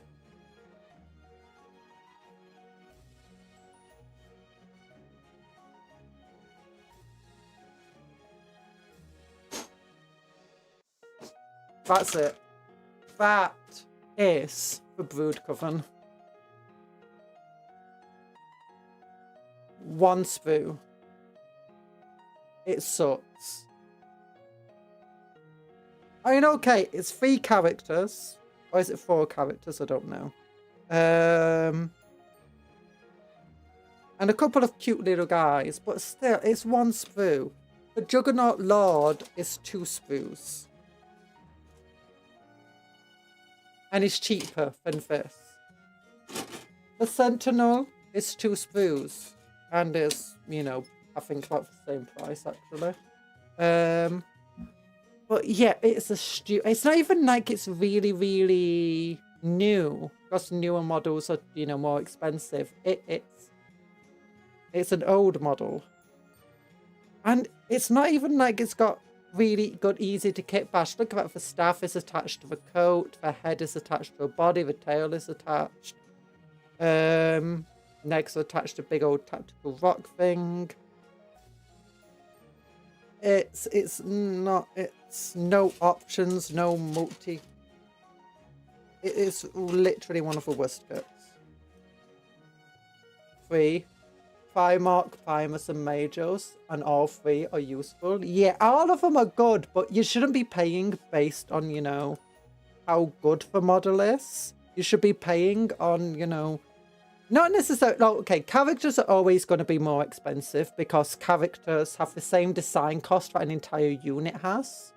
Often more cost to design them. So that's why they're expensive, because they cost just as much to design as a unit and to make them, you know, to make the model initially. And you're generally not going to sell as many of them as you are just a standard unit or even a vehicle. That's why they're so expensive. It makes sense. If they want to make the money back from them, they have to charge more. Well, the fact is, it's like, it's not even like it's a super exciting models that should have such a high design. Okay, this guy does. But this should be like 30 quid. Not like 45 quid. Ugh. Because it's like, these 2 guys don't seem specifically like they're super well designed. They seem pretty basic.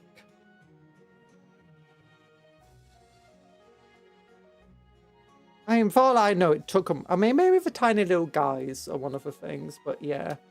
The normal thing is, buy a Broodlord, kit bash your characters from the Neophytes box. Yeah. Although a lot of people do buy this for the Broodlord because they think this is much cooler.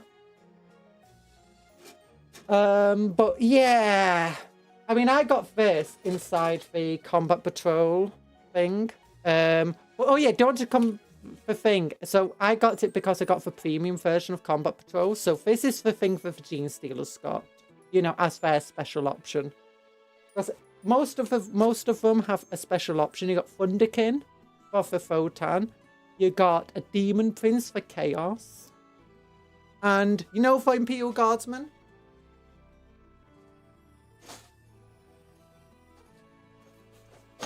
Imperial Guard got